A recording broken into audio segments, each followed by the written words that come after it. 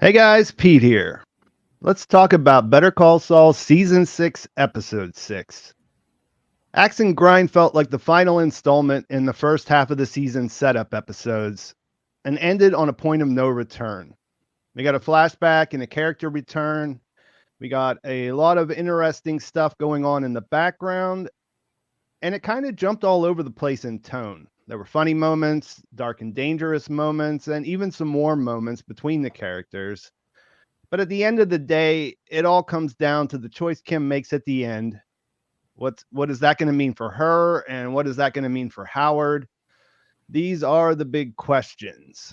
I invited some of my friends to come and discuss this episode with me like we do every Tuesday. I'm going to give them a chance to introduce themselves and give me a quick overview of what they thought about the episode overall, just the whole thing, how it worked, what didn't work. And then I'll respond to that, and we'll jump in and we'll go character to character and talk about what happened and our thoughts on that.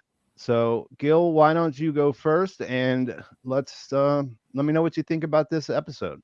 Sounds good. Yeah, for me, this was pretty similar in tone to the last couple of episodes, where there's a lot of humor with a sort of undercurrent of suspense and a dark cloud hanging over everything. I feel like the Omaha beach scene in this latest episode, Jimmy and Kim sitting outside HHM at night, where it feels like the night before a battle when everything's going to go wrong. That has kind of been the thing hanging over these episodes. And as we get closer and closer to D-Day, for me, the pit in my stomach has kind of gotten stronger and stronger. And in the meantime, as we approach that day, I do feel like there's some table setting. For example, letting us get to know Howard a little bit more. So when the inevitable fallout comes, we feel all the stuff we're supposed to feel. You know, if tragedy befalls Howard, now we're going to feel even worse about it than we would have a couple of seasons ago when we didn't know him as well. And we're poking and prodding Jimmy and Kim a little bit, finding out why they're really doing all this. Where do they stand morally? We're learning bits and pieces. And but I am definitely at the point now where I'm ready to see what happens. What is the big thing coming, if there's a big thing coming in the mid-season finale? I think there better be. All signs are pointing to it. There may be a cliffhanger, but I think we're going to definitely see some stuff develop. How about you, Jim? I like this episode. I the last three episodes I think are taken sort of as a trio. They felt very similar. I think they'll probably be even better on rewatch because you can just sort of binge right through them and then get to this next episode, which, like you, Gil, I'm hoping there's some point to it. I'm hoping that this kind of blows me away. And they're setting up pretty big expectations for that. So I want to see them deliver on that. I do like also getting some little cutaways to some of the other characters this episode, like Lalo and Mike. Lalo, I appreciated that they skipped the part where he goes and tracks down Volkers or whatever the name of the institution that they got the plaque or the acrylic thing printed at. He just kind of goes directly to the guys, right? And he's tracked one of them down. And we didn't need to see all that other stuff. With Mike, you know, I kind of know who Mike is already, but seeing this moment with his daughter and his granddaughter just before the shit really hits the fan, probably, I think was a nice little, hey, let's just catch up. And then because next week is going to be crazy. So I'm really hoping we do get that crazy episode next week. Yeah, I thought that the Mike scene at first it felt a little out of place, but I was with you, Jim. There, I thought that it was a nice, just like a nice look at him and where he's at. He's kind of sucked into this thing. That's sort of kind of how the story's playing out, right? And it's connected to what happened with the Super Lab and the job he took there, which should have been pretty easy and low risk and everything else. And now, he's got to tell his granddaughter that he's, in Chattanooga and watch her from a distance. And it shows like what matters to him, what he's fighting for. And, we'll talk about this more in a minute, but I thought overall, yeah, I like this week a bit better. I like that they didn't present the actual plan to us to say, hey, look, this is what we're doing. But they put all the clues there where we could actually figure it out now, and we actually can tell what's happening there. And they trusted us to be able to put that together. And it's always fun when you get to be like, I figured it out. I'm so smart or whatever. And I agree with both of you guys. These 3 episodes, they were fine. It was the setup. But now I am, ready to find out where it's all going, because, like we were talking before we started, they were keeping us in the dark on purpose, especially through those first 2. And now, it's time for a little bit of payoff. And I'm looking forward to that. I think that's about it. I think we could probably jump straight in here. I was saying earlier, it kind of jumps all over the place, and it really is about Kim. But I thought we would go through and talk about the other characters first, so that way we can just sort of stay on Kim and Jimmy and what's going on there when we get to it. So I thought we should start out with Howard, who's currently living in the guest house. He's got this wonderful, I guess it's a villa, maybe you would call that, and he doesn't actually stay there. And his wife does, though, and it's pretty rough scene there where he's making coffee, and you're watching him do this like almost a ritual to make this great cup with the peace sign on top in the foam. And then we find out how their relationship really is whenever he gives it to her. She barely looks at it, dumps it in her travel mug, and can't wait to get out of the room. Like, she's just not there. This is not what she wants to, this conversation or just talking to her husband at all is not something she's interested in doing. This is Sandrine Holt they brought in, and she's kind of working her way into a decent percentage of my favorite TV shows now. She was on The Expanse. She was in Mr. Robot, and glad to see her show up. I do wonder a little bit if we're going to see more of her, or if this was just a 5 minutes, this is what it is, and that's all we really need to know. And I don't know. What did you guys? I thought that Howard is a guy that he was presented as an obstruction to what Jimmy and Kim were trying to do for most of the early seasons. We weren't really supposed to like him. He's super charismatic in his way, and he's a likable guy, and so you do a bit. But the last couple of seasons, they leaned into making him more sympathetic. After Chuck's death, he went through a hard time. He came out on the other side, kind of did things the right way, while Jimmy just sort of went in a different direction. And now, we're seeing this stuff. It all feels like we're supposed to feel bad for this character, and we're not supposed to want what's going to happen to him to happen.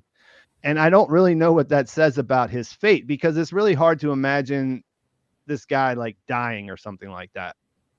It's just of course they kill people all the time, and that always is a risk when you're in this universe, but it feels a little harsh, for how things have been set up. So what do you guys think about this opening scene with Howard and what he's got going on with his wife there?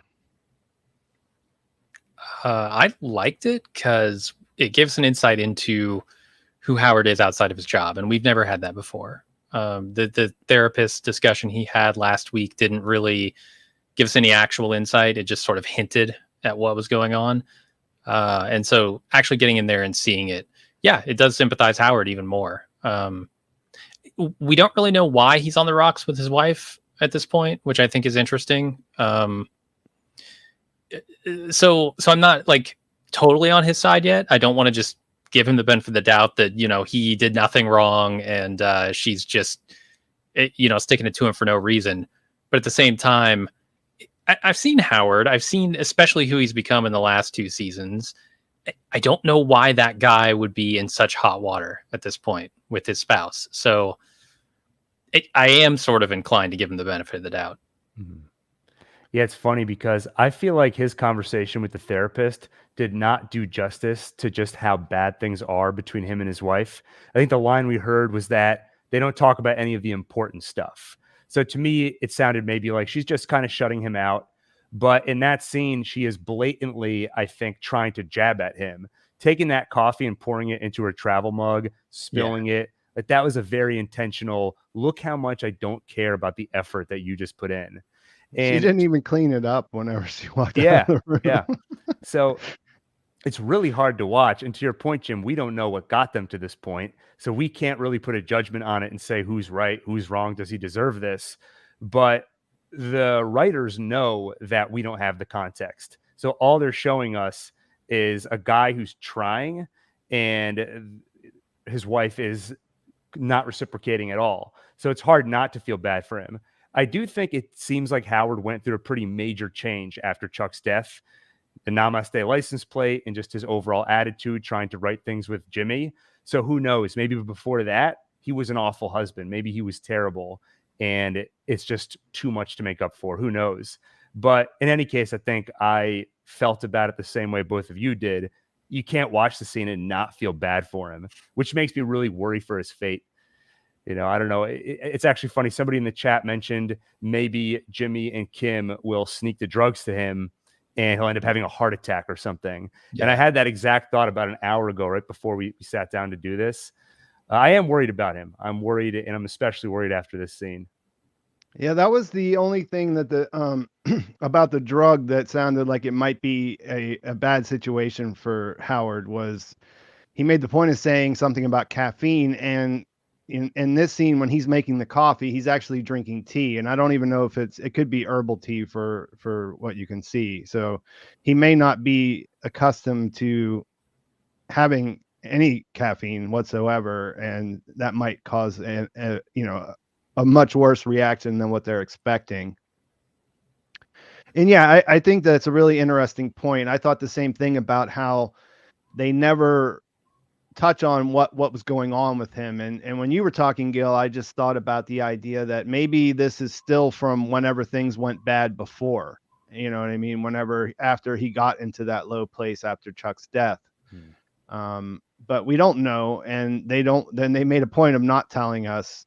And you're right, Jim. I mean, it's pretty hard to imagine him being like a really despicable husband. You know, he's a pretty straightforward kind of, normal guy. He doesn't seem all that weird when it comes down to it.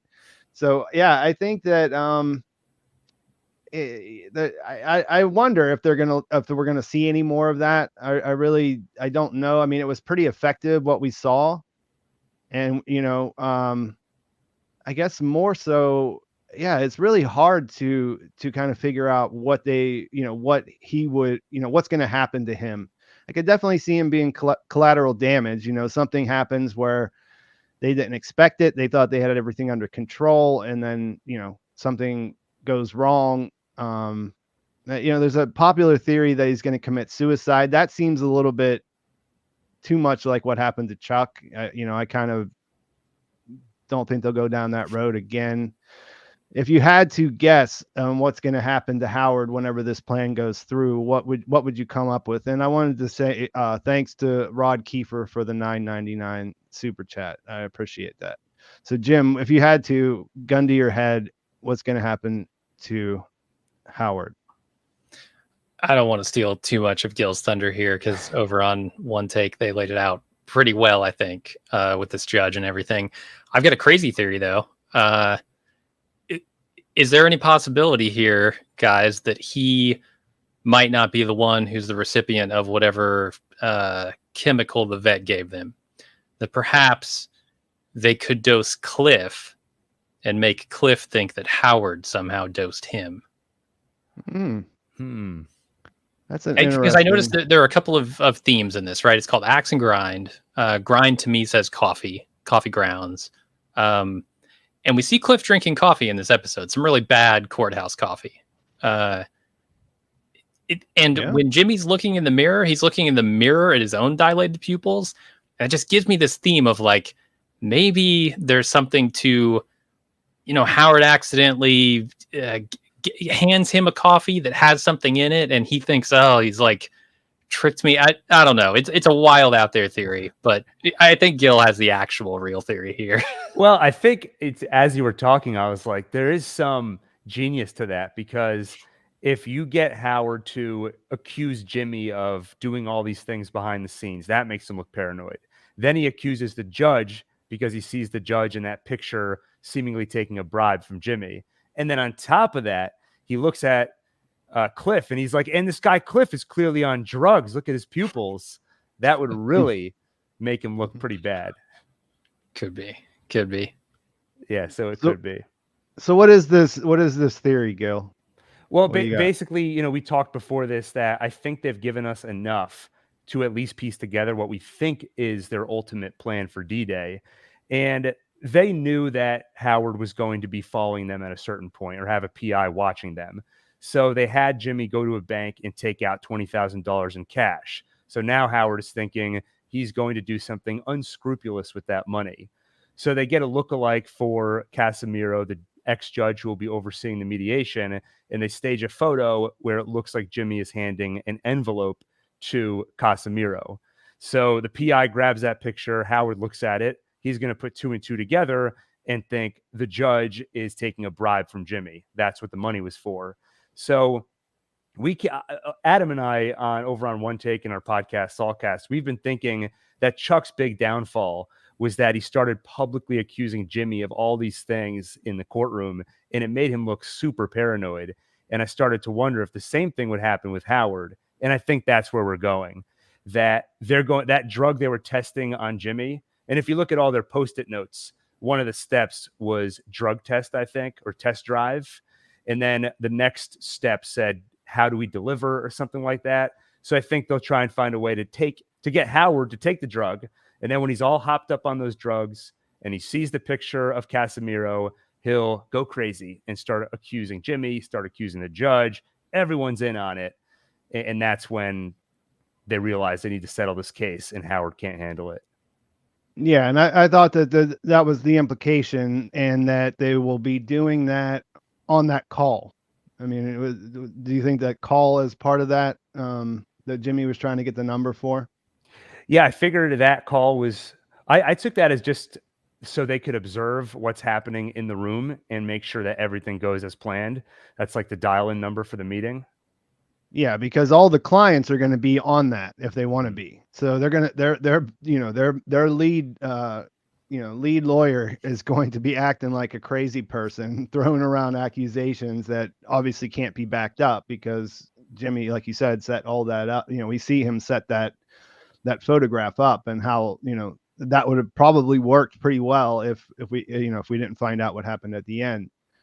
So yeah, I thought that I'm pretty much on the same page. I think that even if he doesn't actually get high and get stark raving mad, it'll be enough for Cliff to see him look like there's something wrong with him while he makes these claims, because they can't.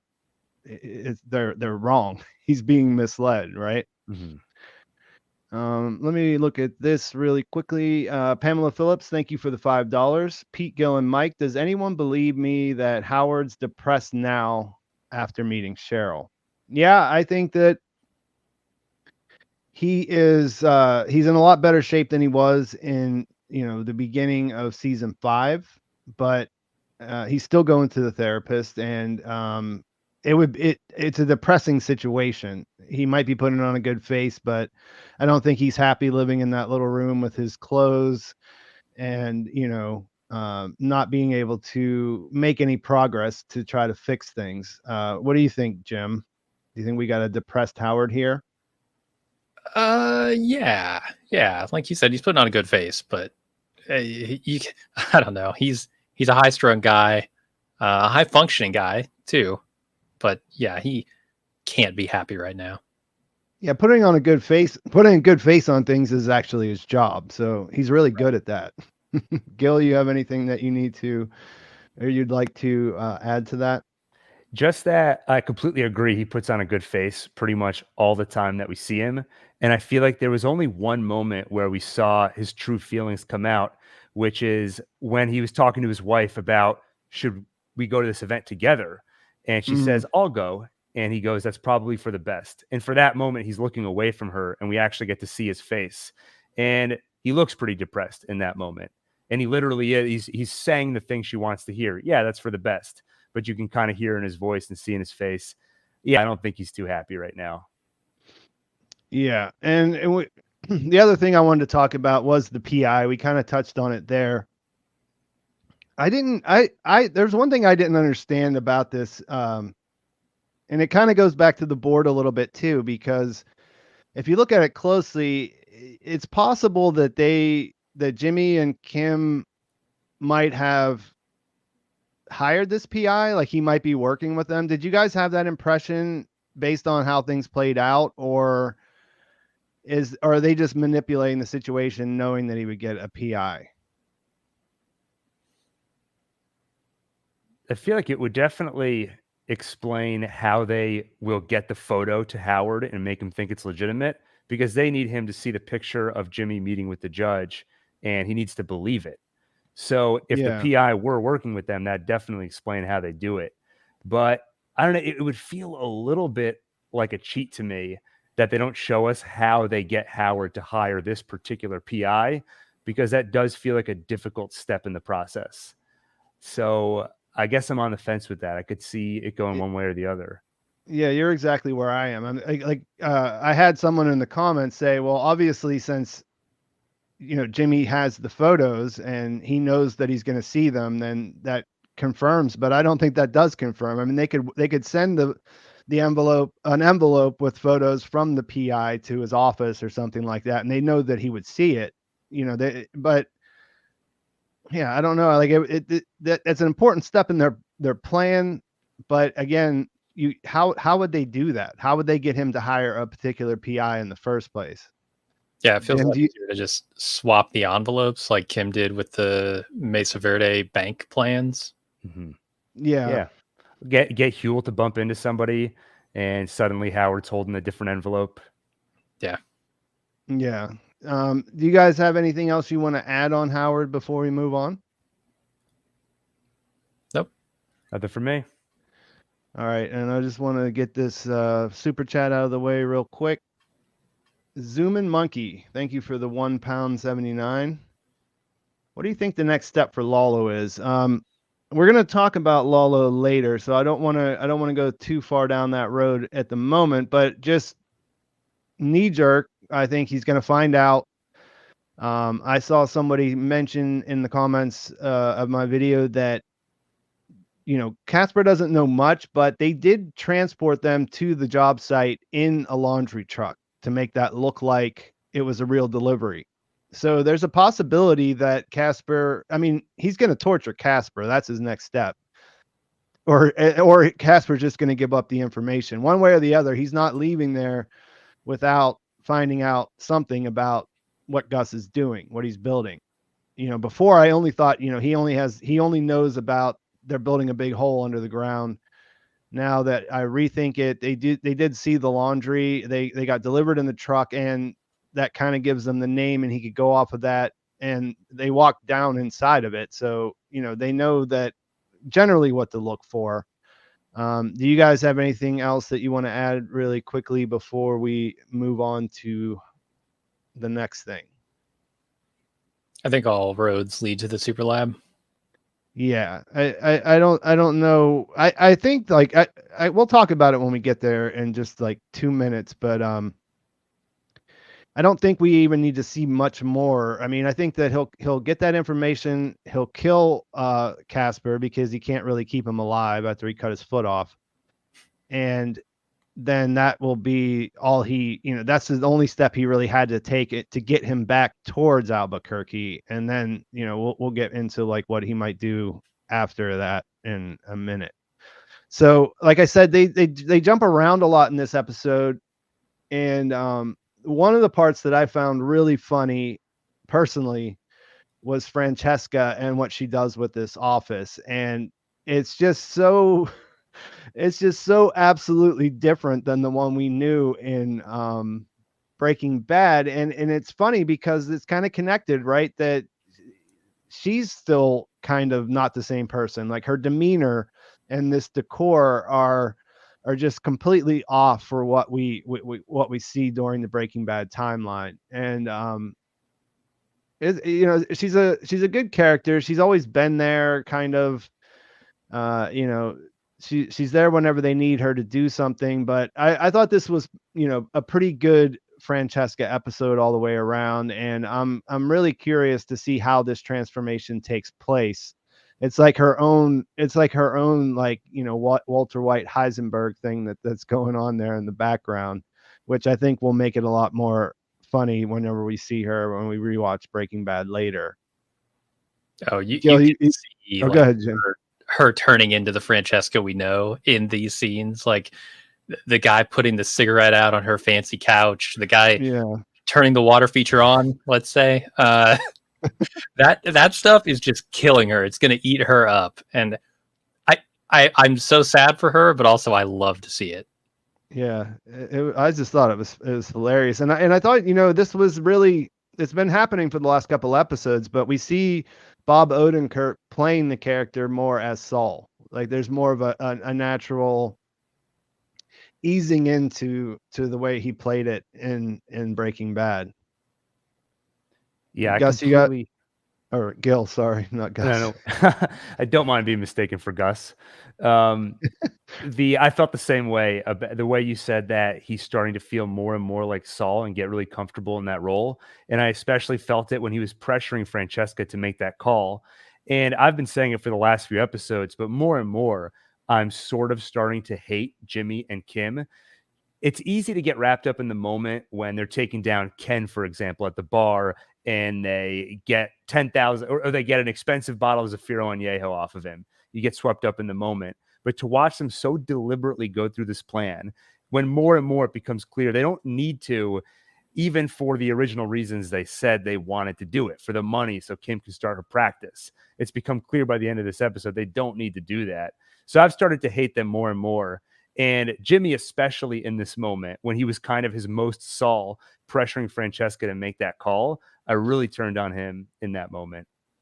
But I loved, Jim, your point about the turning on the water feature. We also, I missed it, but Adam pointed it out to me. We see the dumpster we see the toilet in the dumpster behind Jimmy. So the toilet humor, that motif, definitely continuing even halfway through the final season. Yeah, it's almost shocking how unlikable Jimmy was in that call situation with Francesca. It didn't, the traces of the things you like about the character just seemed to be absent. And it was a pretty good, I thought they put that together pretty well. And just a reminder, because we've been watching Jimmy for so many seasons now. You kind of forget how kind of callous he played him in the other series. And the call, I guess that's really the last thing that happens with her here. But yeah, it's a slippery slope, right? And she's in his orbit, and it's going to take her down. And like you said, watching the guy put the cigarette out, and just day in and day out, just that's her life for the next 4 years until we see her again. So lots of fun there. Yeah, and we touched on it a bit, but we can move on and talk about Mike a little bit. One of the things that I thought was kind of strange, or not really strange, but it just hit me, I guess, when I was watching this, is that Mike still answers to Tyrus in this series. We kind of saw Tyrus pull a gun on him in episode 2 and 3, I guess. And it's kind of strange because but in Breaking Bad, Mike was always the top guy, right? That was the impression. Everybody else answered to him. So it was kind of neat to see that flipped around. The reveal that he's pulling, obviously they got a lot of stuff going on, and he's pulling resources to take care of his family. He's actually taking people off of his own duty so that there's nobody watching his house, just so he can keep he has the house next door. He has security cameras. He's got them locked down over there. Like nobody's getting close to them. And, I just thought it was, like I said, at first it felt like it was out of place. It was sort of like, do we really need to do this? There's no Gus at all, which I guess might be related to the fact that, Giancarlo was directing. And, I think I know we saw Kim, she had quite a few scenes in Ray Seahorn's episode, but I think if you had your choice, if you were going to direct, you wouldn't want to act too much in the episode that you're working on, so you can just focus on that. And so, yeah, I just thought maybe that was the thing. They're trying to keep a thread to the Gus storyline in there. And then, it was just a like a warm scene, and it's got that underlying, I know what's going to happen here, so it really kind of sucks thing going on. But how did you? I mean, what did you guys think about this? Did you think that it was superfluous? Was it necessary?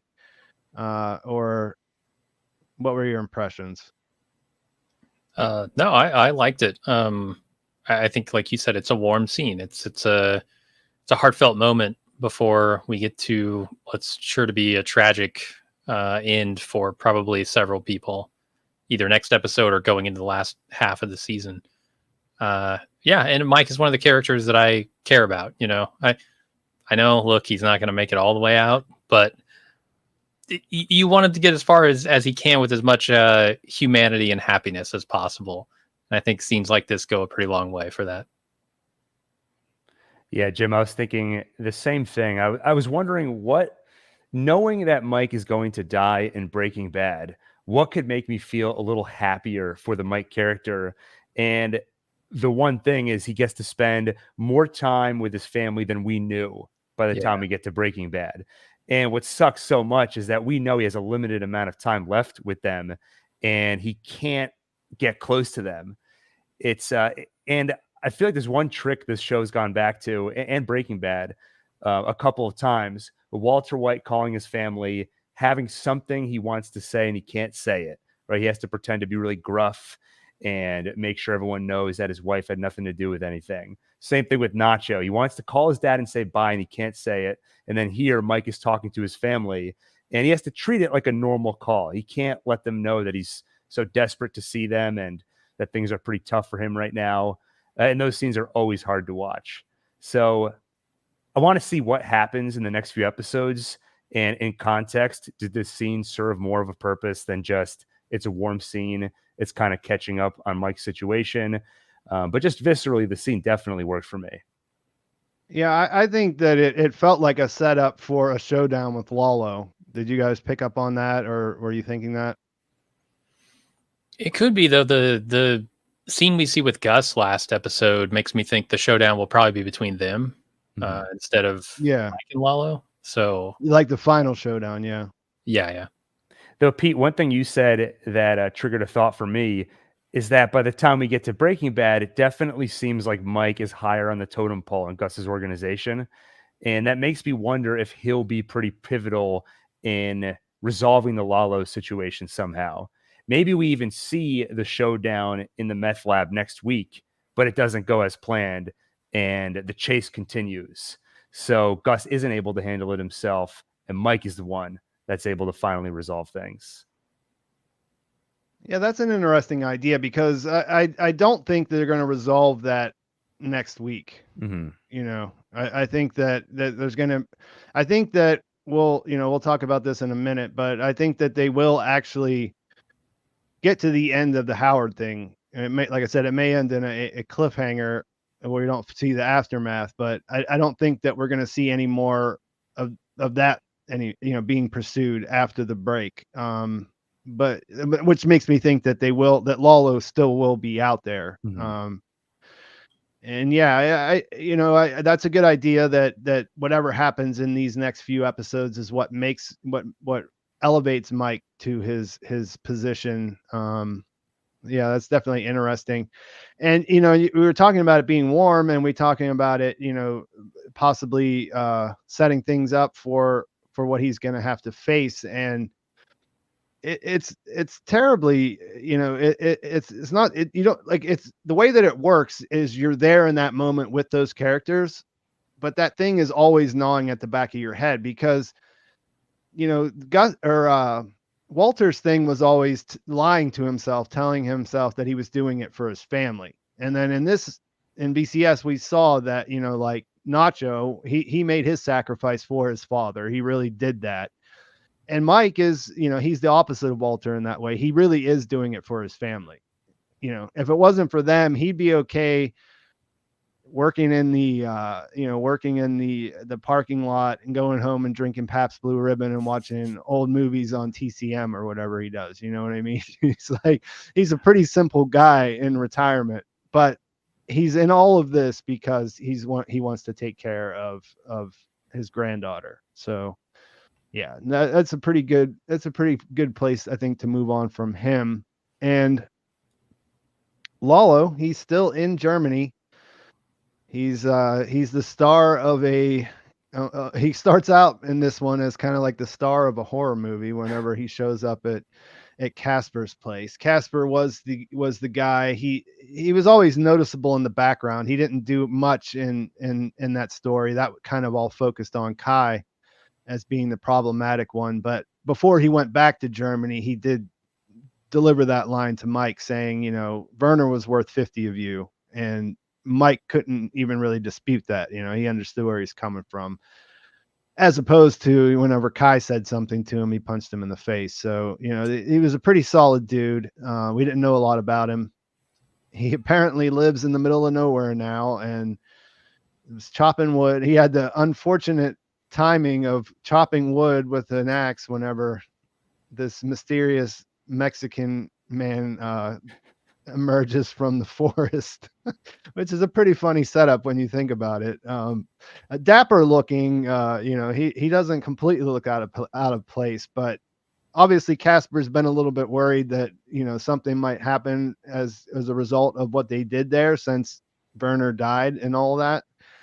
And, he decides to run, and that wasn't really, that was kind of a good plan, but he doesn't follow through when the time comes. He decides to try to hit him with the back of the axe and figure out who he is rather than just murdering him, which,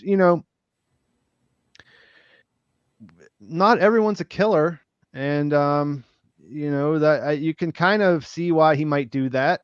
Rather than, he'd have to, there's a point of no return in that if you do hit him with the axe. But yeah, it all goes very badly for him. And it was pretty intense. Like, one of the things that stood out to me a lot was how much Tony Dalton sold the fact that he had been hit in the back with an axe. The way he was struggling to breathe and get through that dialogue, it was pretty convincing.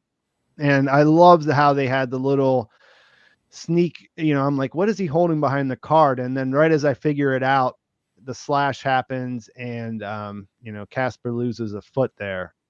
So what were your impressions of Lalo's big trip to the middle of nowhere? Jim, you want to go first? Oh yeah. I was just super impressed that Casper could get the drop on Lalo. I've seen him face down a whole armed squad of hitmen, assassins, not realizing they were there until it should have been too late, and take them all out. I was very surprised that Casper was able to get the drop on him in the first place. But you're right. Like, he doesn't really know who he's dealing with, right? Both how dangerous this man is, and also is he dangerous? Is this someone I should hit with an axe, let alone the front side of the axe, right? Like, he doesn't know. So I don't blame him too much for losing the advantage there. But yeah, I really enjoyed this scene. This feels very Lalo to me. Yeah. It's a big decision hitting someone with an axe. I mean, I saw a lot of people complaining about this, about how are you going to hit somebody with how are you going to hit somebody with the front of an axe? You know what I mean? It's a big step in your life. Things change after you go through with that. Uh-huh. Sorry, Gil. I didn't mean to cut you off. Oh no, it's all good. Yeah, no, I just agreed with all of the above. Pete, the same thing that stuck out to you stuck out to me. Just the way that he sold that he'd been hit. It sounded so real. And we've never really seen Lalo that I can think of in a position where someone has truly bested him in that moment. But I had a feeling Lalo always has something up his sleeve. So as soon as you see that razor, I was like, ah, oh, damn it. And the same thing you said, it's easy for us as viewers. We know who Lalo is. This guy doesn't. I want to yell at Casper. If you're going to look at that card, maybe tell him to put it on the ground, slide it over to you. Don't stick your face that close to Lalo.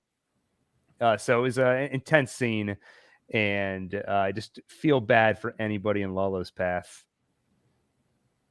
Yeah, rip Casper. I mean, he's definitely dead now. We're agreed on that. Oh yeah. Yep, I think so. No way that Lalo can let him survive after the old foot cut maneuver. Yeah, I'm surprised how grisly that foot chop was too. They showed up close.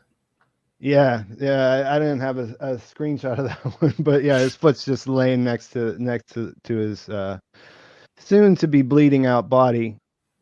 I also love the color filtering, by the way. It's so noticeable. I wanted to point it out. Anytime we cut to Mexico, there's sort of a yellow hue. And then in this scene, there was kind of a bluish hue. So I knew we're either not in America or we're in a flashback, and then confirmed Germany is blue. So that's kind of the color coding that may not be relevant as the season goes on, because I think I'm with you, Pete, that kind of the next step is come back to Albuquerque. Yeah, and man, there's so many questions about how that's going to go down. I mean, if they've not done anything in the last couple of episodes on Gus, they've showed us that he is on the lookout for any Lalo sightings anywhere in the city, and there's a lot of potential for some interesting maneuvering going on there. I mean, you tend to think that he might have to go and reach out to his lawyer, Saul Goodman, but with how crazy everything is in their story right now with Kim, who we're going to talk about in 1 second, it's hard to imagine how he's going to be able to get close to Gus, except for the fact that Gus, probably will try to set a trap. Do you guys have anything else you want to add to Lalo before we move on? Now, just that my gut, when you said he's probably going to go to his lawyer, or that's kind of what we tend to think, that is also where my head goes, because he's going to how does he get close to Gus? Well, maybe he starts with Saul and or Kim and works from there. Yeah, I mean, if you're that kind of guy, that's what you do, right? Once someone helps you, then you can just basically scare them into doing that for the rest of their lives. Mm-hmm. I think Kim talked him down at the end of, what was it, last season, but I don't know that she made it seem like he was innocent. It's just it was not worth the hassle or whatever for Lalo, So I still think Lalo has an idea that Jimmy might have been involved in what went down. Yeah, that'll be interesting. It'll be nice to see the German excursion come to an end and see things get closer. And I do agree, Jim, that it's probably the showdown, the way it's set up. I mean, Gus is not going to believe Lalo's dead unless he sees Lalo dead. And he kind of needs to do that for his story to make sense, and everything else that happens in the cartel to make sense in Breaking Bad. But I imagine there's going to be a little bit of cat and mouse between him and Mike. And I got a couple of super chats here, and then we'll move on and talk about Kim, because what happens there is going to be pretty important for what Gus finds when he gets there. So we have Big Mac 076. Thank you for the $4.99. Is it possible Howard's PI is actually working for Kim and Jimmy? Only thinking this because Jimmy has the photos in his car at the end of the episode. We touched on this earlier. Maybe you showed up a little bit later, but yeah, we're not 100% clear. The part that's hard to understand if that's true is how did they get Howard to pick him? He went out to hire a PI. Did this guy show up at his door and say, "Hey, you need a PI for something? I'm around," and give him his card? None of it really makes all that much sense when I think it through. But I do think there's a possibility. But there's, then also think about the fact that if they know he has a PI, which they do, then they can kind of manipulate things to make Howard believe that he's getting something from the PI when he's really getting it from them. And I think one point of clarification in this person's question, he says that Jimmy has the photos in his car. In case it's not clear, those are different photos from the ones the PI had, because the photos that Jimmy has are photos of the Casemiro body double with Jimmy. So that doesn't mean they're definitely not working with the PI, but just to be clear, that they want to get those photos to Howard so he believes the judge is working with Jimmy. Yeah, that goes back to what I was saying about that comment that I had too. They're saying that Jimmy saw the photos. Jimmy took the photos that he wants for the plant. You know what I mean? That's what they were doing. They were setting things up inside his office with the film students to take these pictures that are gonna be important. So of course he saw those ones. And we have one from Rakes Muhammad. Thank you for the $4.99. I noticed they still haven't mentioned or shown Nacho's dad. Your thoughts? Well, this is something we've talked about before on here.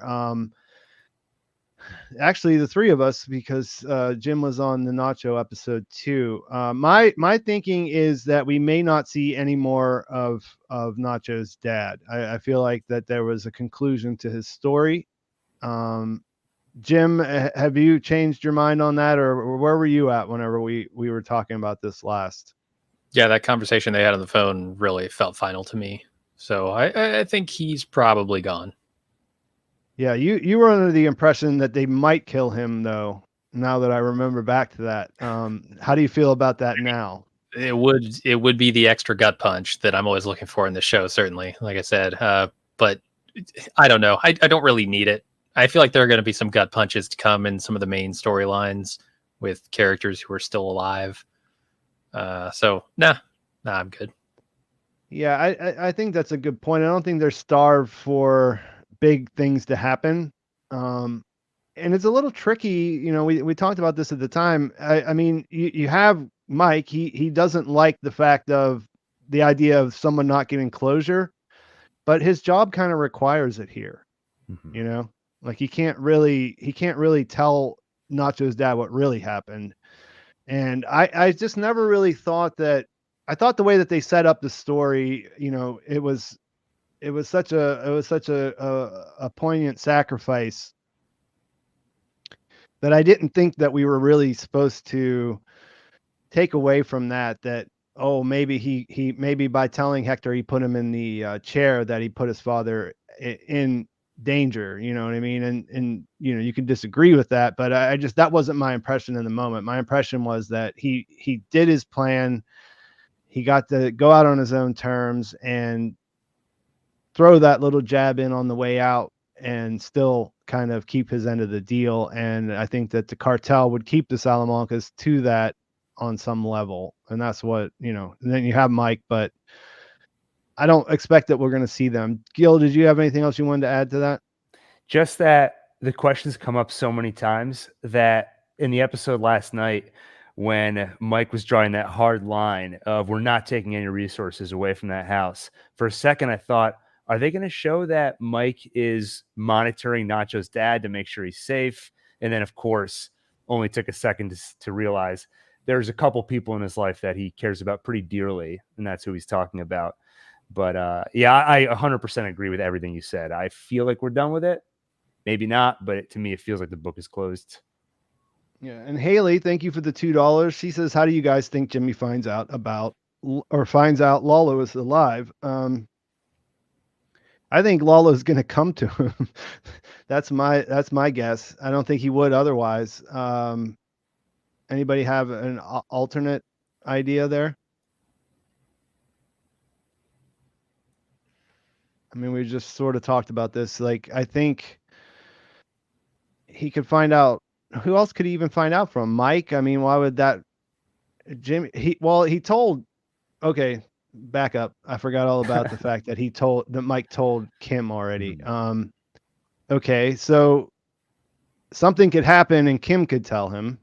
What do you guys think? What's more likely? Kim's going to tell him or Lalo's going to show up at his front door? No, I think you're right. Lalo is probably going to come knocking. And then the question is like, will Kim fess up and say, "Hey, I knew about this"?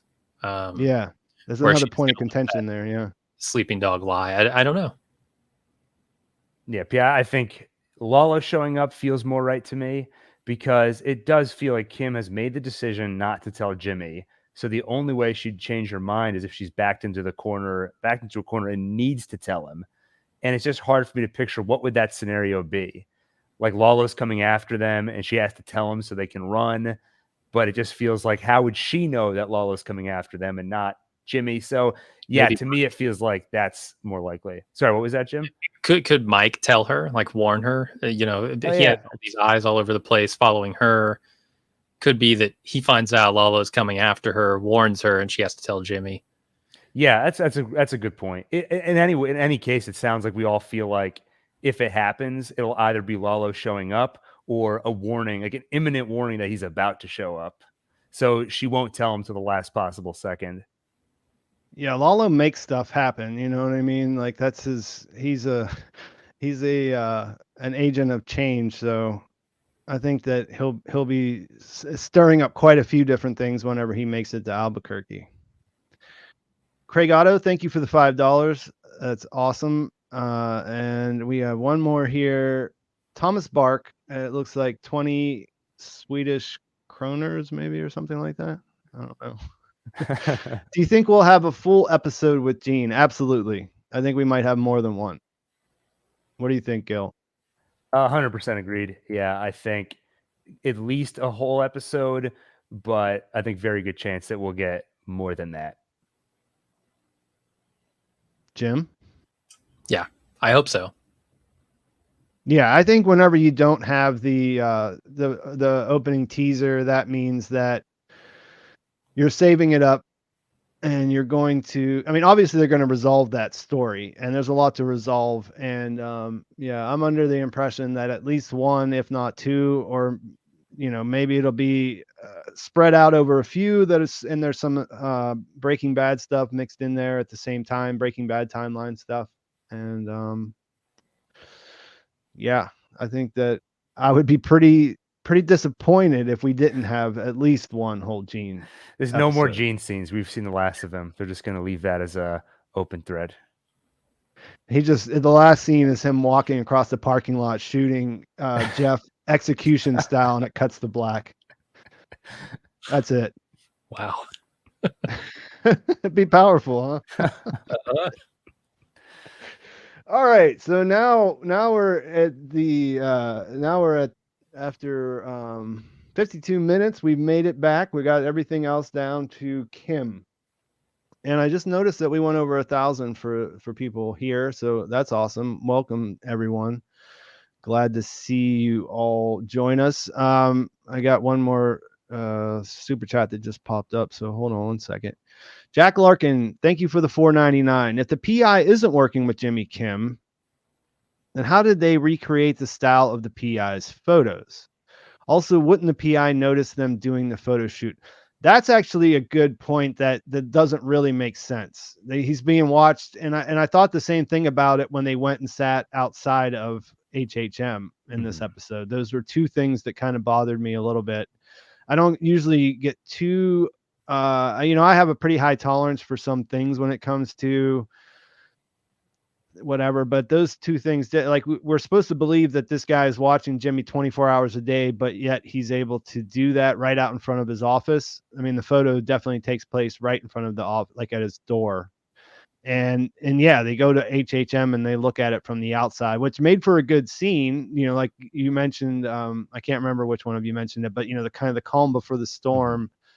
But yeah, wouldn't he have seen them do that? And wouldn't that kind of set off some red flags? But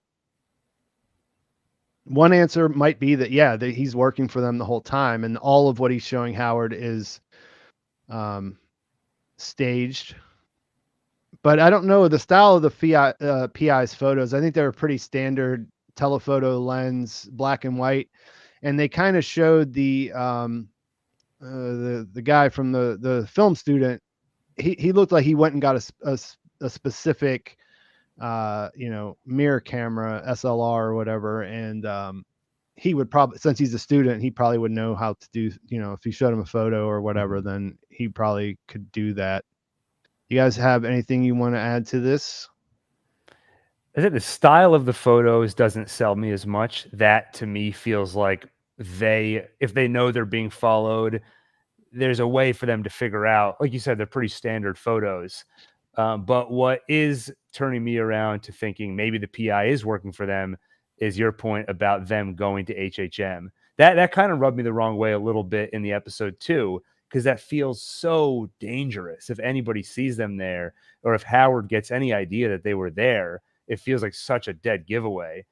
And if they knew the PI was working for them, that would, of course, make them feel totally comfortable doing that. So, yeah, it's a good point. I'm starting to warm up to the idea. Yeah, I mean, I understand why they would get a kick out of sitting there and sort of having their glass of wine and enjoying the moment. But yeah, I'm not to beat a dead horse. You got anything on that, Jim? I mean, if you've seen any noir movie, you could probably duplicate these photos. You see it in every 1940s film. But yeah, no, it's wild. It's risky. But I mean, these are risk takers, right? I feel like they're not so conservative that they would be worried about getting caught here. They'd be more feeling the thrill of sitting outside HHM the night before. Yeah. And we got one more here. Craig Otto, thank you for the $5. Do you all think Nacho stole Gus's revenge? I love revisiting all the BB Gus Hector scenes and knowing Nacho is there too. I don't think he stole his revenge. I think Gus did a pretty good job of. I mean, he Hector was on his way to recovery and Gus stopped it. So even though Nacho played a part in that, putting him in that chair, Gus made sure it happened. So he's got a hand in that. I think that there's some satisfaction in that for him. And yeah, it will be interesting to rewatch Breaking Bad and think about that when we see Hector now that, Nacho was behind that. That was never there before. You guys got anything that you want to add on this? They dealt a little bit with it. I remember a conversation between, when you saw Mike imploring Gus to sort of let Nacho out of his hold. I think a lot of the reason he didn't is because he wanted to punish him a bit for attempting to take Hector's life. He wanted to do that. And if I recall, there's a scene in like the Escalade or whatever where they're sitting there talking about pretty much exactly that. So yeah, I think there was an element of that where like Gus felt that this was his. I say when he's had enough, or when I say how he suffers or how he dies. Yeah. And sorry, I was looking at the chat here, and this Michael KB was asking, is there a thread for prosecutors to pull at given that Kim visited Lalo in jail? I'd be on a visitor log. Why would she visit a normal client? I guess that kind of ties back into what we were saying about the about how will he find out and what is their exposure there. And we talked about this before in the past, but they would be able to find that out. They kind of dropped the Susan Erickson thread that hasn't really come back up. Do you think there's going to be anything? I mean, everything feels like we're getting ready to talk about Kim right now, and everything feels like it's pointing to this moment, and all of that just doesn't really seem all that necessary to me right now. What do you guys agree, disagree? Yeah. Sorry, Gil, go ahead. I was just going to say, I do think that's an open thread that we're going to come back to at some point. I don't know how much of a role that particular fact is going to play, that Kim visited Lalo in jail, but I do think it would seem natural for it to come up if there's another conversation with Erickson. And, she tried going through Kim to get to Jimmy and say, I think he's a good guy underneath. And that didn't work. So maybe the next time she'll try to pull Kim into it as well and say, I know you visited him. Maybe you're involved too. Now, it's hard to read too much into, all she knows is that she visited him. And if Jimmy wants to protect Kim, he could pretty easily say, she was worried about me. She went to go see him, but she has nothing to do with whatever we were up to. So I do think it's an open thread we'll come back to. I just don't know how important that visit will be. Yeah. And so now let's move on to Kim. We see her there. She's not quite got the ponytail, but she's starting to move in that direction. She gets caught it's a flashback. It's back to Nebraska. We're back in the 80s, and she gets caught shoplifting, and her mom comes in and rescues her, and they get to. I thought one thing that stood out to me here whenever she was talking to her, like when she was when she was kind of performatively chewing her out, it reminded me of some of those exchanges where we saw Kim do that with Chuck, and she did it with Howard, but she was coming from like a genuine place when she did that, but also and with Lalo, you know what I mean? Super interesting. I mean, this is a side of Kim we kind of all assumed was there, that that she took risks, that maybe she was into some kind of slippery behavior before she met Jimmy. And when you see her mother here, and you see that she's ready to con her way out of this, I kind of felt like, okay, now I see that why she thinks Jimmy is, why she's not put off by that. What were your takes on this? Just the part where we're talking, where she's been caught for shoplifting and that exchange. Gil? Yeah, anytime we see a little glimpse into Kim or Jimmy's childhood, I think about positive and negative reinforcement. So here, where her mom is sort of warm towards her as a result of her shoplifting. I didn't think you had it in you. She's very complimentary. So I assume this is not an isolated incident. We're seeing a sort of example of the way her life was back then. So to me, that's positive reinforcement. If you scam, if you steal, that's good. And a few people pointed it out. I didn't catch it on my first watch through, but the earrings that her mother gives her in the scene are the same earrings that Kim wears to this day. So clearly it was an important moment for her. And I think to your point, a lot of us have wondered if this sort of slipping Kimmy or Giselle side has been there longer than we realized. And I think this makes it clear that it has been. Perhaps her mother fostered it with that positive reinforcement. And kind of like Marco's ring that Jimmy wears, it's something that she thinks about. That's why she keeps those earrings. Yeah, I mean, the earrings are fascinating. I noticed that right away, and it's weird because I'm not the kind of person that's really that perceptive when it comes to little details in the way that the costume and things like that. But she wears them. She doesn't wear them all the time, but she wears them so often that they were recognizable to me right whenever I saw them.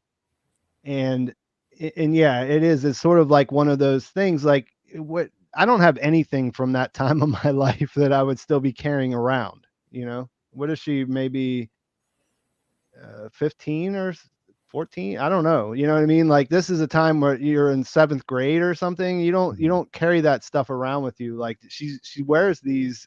She wore these. I went and looked at their first scam with Ken Wins, and she's definitely wearing them in that, which makes me believe that she pulls them out on special occasions. And it's fascinating what you're saying there about positive reinforcement, because they set this up with the other flashback, which shows us that she kind of doesn't like her mom in a lot of ways too. You know what I mean? So she's getting mixed signals, and the whole situation, like here, being in this room is hard. You know, growing up, being a teenager is very difficult, and you're just getting all this weird mixed signals from everywhere.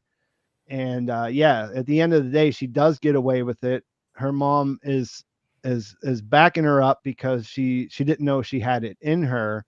I saw some people say that they thought that they were working together, like this was a scam. Like I don't think that's the case. I didn't have that takeaway. I thought that she did actually get in trouble. Her mom came in, and then she tried to be the cool mom by getting her out of it and stealing them too.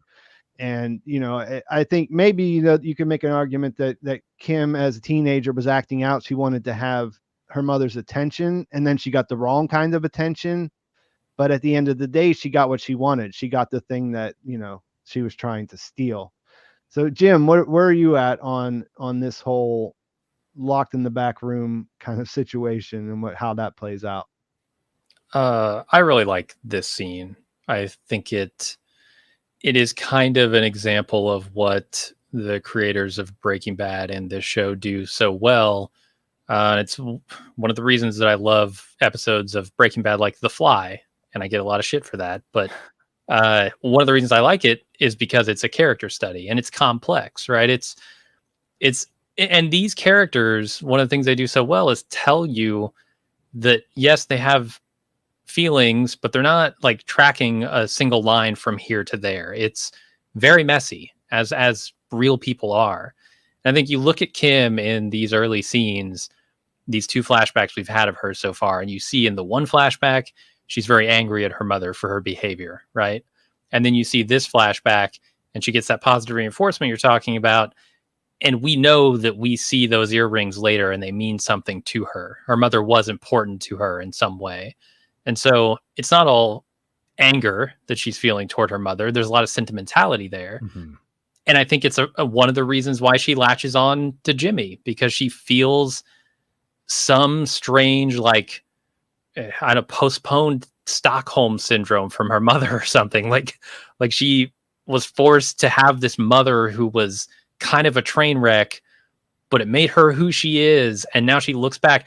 I don't know about you guys, but like as I get older, I notice, boy, there are so many things about my parents that I'm recontextualizing and seeing in myself.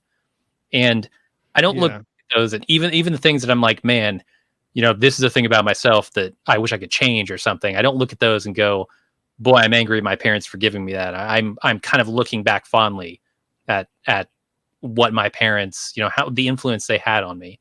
So I see that happening with Kim in these scenes, and it's just so complex, so rich, and just feels so real to me. Yeah, and there's that whole thing of not knowing, and just that, like this is a serious drip feed of like getting just the smallest like bits of information about her past, and then seeing it. Like I really, for one thing, I just have to say that the casting in this is pretty amazing. Like both actors do a great job of making me think that this is actually a young Kim and her mother, someone like they're not related or anything like that, but they feel like they are a mother and a daughter, and that this is, the person that will grow up to be Kim in 30 years or whatever. And I really like the way that when she's walking out and she's still kind of like thinking about what happened, and she reaches out for her mother's hand, and you see her mother kind of like, yeah, okay, this worked. You know what I mean? Like now she, now she sees that I'm who she would, so that I'm not as bad as she thinks I am, or whatever's going through her head. And, there's that bit of not knowing there what's really going on. And like you said, Jim, it's very, very human. It's very, like complex in the way that actual people are, rather than characters on TV. So yeah, I think that this was, it was just I was hoping that we were going to get something like this. I kind of thought that we might, and I think it really delivered. Jim, one thing you said I really liked is, you're only now starting to realize and see some of those things, and you connect the dots and see, oh, that might have come from my parents. And I think part of what makes these characters so messy and so true to life is that we're speculating on why they act a certain way. And if you were to ask them why, I don't know that they would have the answer. Like you, they may only realize it down the road and start to make the connections. And that feels very genuine. Where in real life, I think there might be certain things you've done in your life, or any one of us, where we wonder, why did I do that? Why did I make that decision? So I think that's a great point. I want to. I had a super chat here. I wanted to touch on really quick because it's about Kim. T Magic Infinity. Thank you for the $4.99. Do you think it's likely that Kim dies in the show, gets caught, and goes to jail, or ultimately goes on the run from either the law or Lalo? One of the things that I have loved about the Kim character, and one of the things I'm kind of having trouble with after this episode is, like I said, the not knowing what was going to happen and the way that everything was on the table. It feels like those choices are getting narrowed down now. And when I thought about this, it's always been really hard to speculate.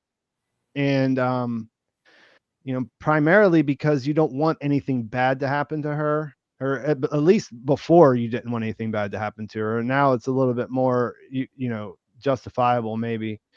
But I kind of lean towards her being in jail because of that phone call, and just sort of it gave them a way to bring her back, or have her still be out there, still be a part of Jimmy's life, but just separated in a way that there was nothing they could do about it. Gil, what do you got as far as, does she die? Does she get caught, go to jail, or go on the run? I don't think she dies. I feel like a Gene and Kim reunion has so much dramatic potential that I really want to see it. So hoping for that, I feel like she won't die.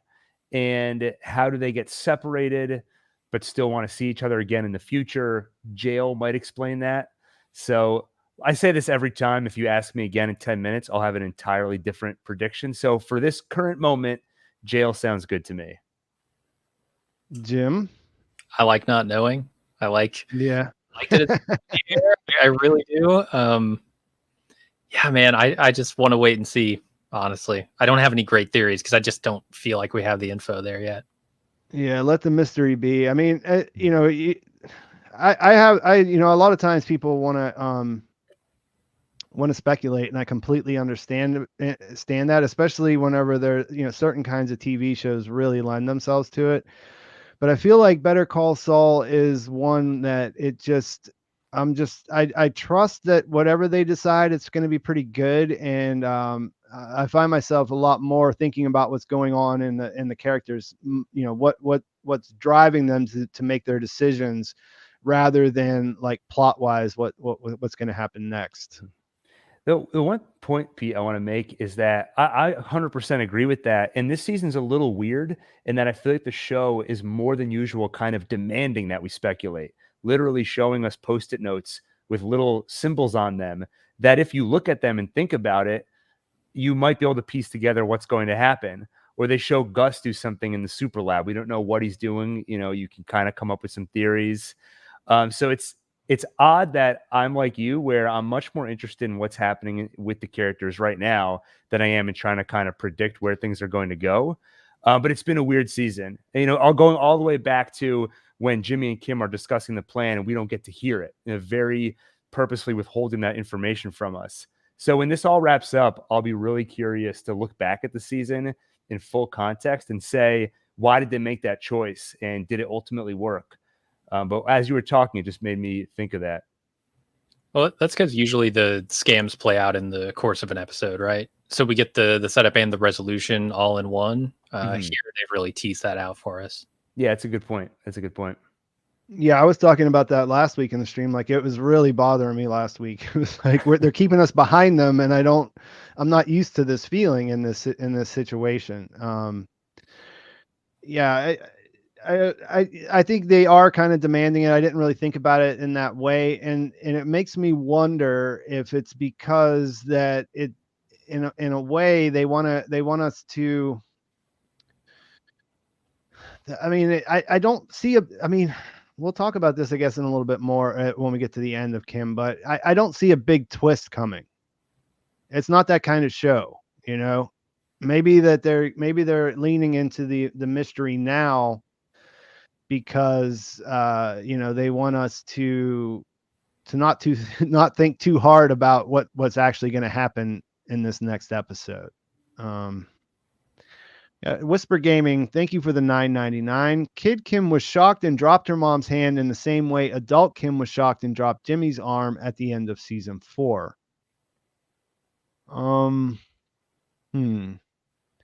Either one of you got something on this? Is that the episode where he says that he's gonna be Saul Goodman now? Yeah, I presume that's what she's or what they're talking about there. Mhm. I'm not really sure exactly when Kid Kim drops her mom's hand. Yeah, I don't remember her. I remember her grabbing her hand. Yeah, that's the part I remember too. Yeah, I guess at minimum, Whisper Gaming is drawing a connection between Kim was definitely surprised by her mother's reaction. She wasn't expecting her mother to be so supportive of her shoplifting. And Kim was similarly surprised that after the hearing, it turns out Jimmy wasn't actually showing remorse over what happened with Chuck and everything. It was all a show for everyone in the courtroom. Which I guess is actually another similarity where in both cases, she finds out, oh, what just happened? It was disingenuous. My mom was putting on a show for this guy. And, you know, season 4, Jimmy was putting on a show for the hearing. So maybe that's where she started to learn about putting on a show. You know, like you mentioned before, the way she did with Lalo and the way she has with Chuck a couple of times. Yeah, that's a great connection because you know, I mean, at the end of season 4, that was like one of the harshest. That's when you were like, sort of peak, like, how is Jimmy going to ruin this woman's life? You know what I mean? Because she bought into it. I mean, we all did. Everyone watching, we were all there with her as he's becoming human, right? As he's going in the wrong direction. He's not becoming Saul. He's becoming the best version of Jimmy, and it was all completely a put on. And I think there's a similarity to what happens here with her mother. I do kind of wonder if it's not a little bit of disappointment because, you know, I when I think about like what her mother was like in the first one, I think about a kid who wants their mother to be somebody different and show up. And so whenever she comes here, there might have been a part of her that enjoyed that her mother was actually concerned. You know, obviously she feels like she doesn't care about her. And it turns out that it was it was just a big show to get her out of there without paying the $35, you know. Yeah. It's interesting. It's an interesting connection. We haven't really talked about why she did this in the first place. Why she would shop. I mean, it could just be, you know, generally a teenager acting out. But do you have any insight into maybe what was the cause of this in the first place? I mean, it's hard. Like I said, I do like the idea that she, you know, she's acting out because of her situation at home and she wants some attention. We don't really know enough about, like, I mean, obviously they were poor. If what she told Acker was accurate, that seems to be true, that they were they were like homeless at times because they couldn't pay the rent. So yeah, what are your thoughts on it? I mean, do you have something that you're thinking about? Not in particular, other than, you know, she wanted this pair of earrings and her mother was not around to give it to her, to buy them for her, or I don't know. She has an allowance apparently. Maybe. Was Kim rolling her eyes when she said, "Oh yeah, allowance, right? Sure. What's that? Never heard." Yeah. I mean, I don't know. We just don't know, but you know, because it was all a performance, but she might have an allowance. So a couple of hours ago, I don't know if I should, it's a little silly, but I Googled what makes a kid act out. And one of the top 3 reasons was for attention. And when I read that, I was like, I do kind of like that idea that she was looking almost, she wanted her mom to be the sort of mom she wanted. The last time we saw her, she was drinking, she was late to pick her up. So she wanted to see something, you expect to be punished when you do something wrong. That would be the typical sort of mom we all imagine. And maybe that's what she wanted. So she did something that she thought would draw her mother's ire, and she ended up not getting it. So definitely I'm still chewing on this scene, but that's a read that currently sits kind of right with me. Yeah, and they kind of mention it here that, you were talking about positive reinforcement. Her mom says she's a straight A student. I believe that's probably true, right? And it doesn't sound like she's getting any positive reinforcement for that. She's just sort of like, yeah, that's what Kim does. That's what she always does. She's the responsible one. She does well. So acting out in that context makes a lot of sense to me. Right. We got a couple other ones here about Kim, so let's go through a bit. Let's see. Craig Otto, thank you for the $5. Love all your channels as of 2 months ago. Very grateful to finally discover you all, as well as Vivid Kiwi. Is a 4-person chat too much for the finale? I think we'll definitely be Kiwi will definitely be coming back. I think 4 is kind of the limit. I don't think we'll go beyond 4, but I think 4 could work. It's a little bit difficult because we're all busy the day before because we're all working on content, and then we could sort of do this. So whenever the big episodes come, we'll do some planning, and yeah, I think you'll be happy with the lineup that we get going. So what else we got here? Well, there's a couple more I missed.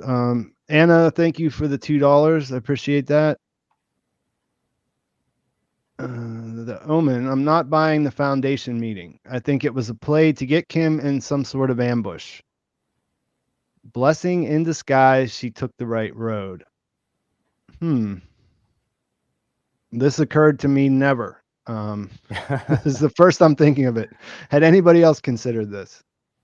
No. He's saying about Chuck, No. he's saying about for Cliff, the meeting that he set up, that was all, that wasn't a real thing. The Foundation wasn't moving to the Southwest. That was all just a ploy to get her to come to Santa Fe to, I don't know, do an intervention or do something along those lines.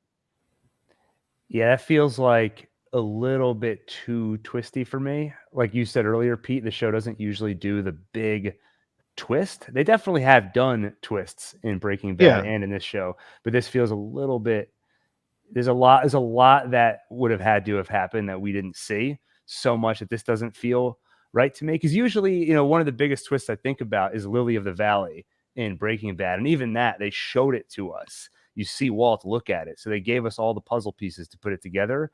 This feels like there would be too many puzzle pieces we didn't see. That somewhere along the way, Cliff had to actually agree with Howard, and that Kim is up to something and come up with this ruse. So it doesn't sit right with me, but we'll see.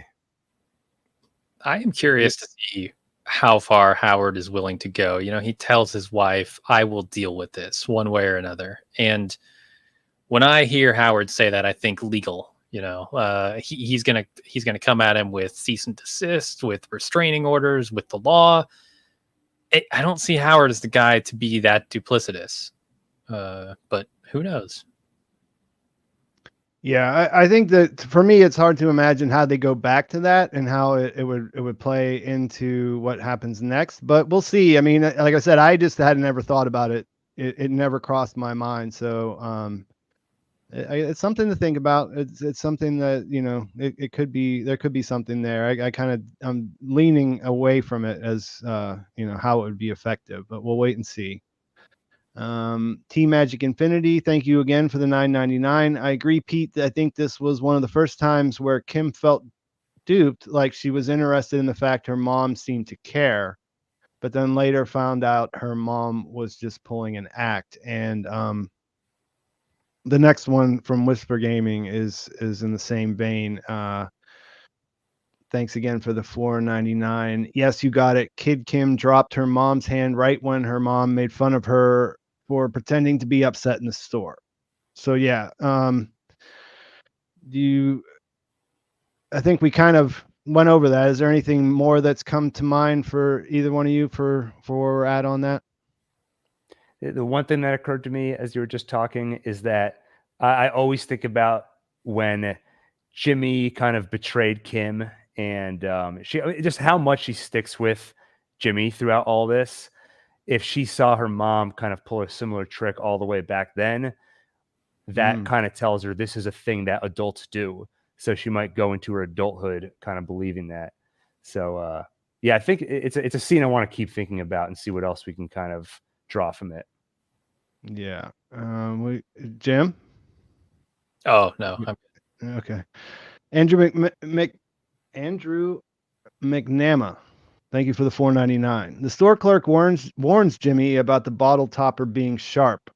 What are the chances it ends up in someone's jugular? I feel like it's low, but you're right. Those two things, sharpness and jugulars, they don't really go together. What do you guys think? If you see any stabbing going on anytime soon? Drops it, accidentally cuts off his foot. No. Yeah, I think that there's already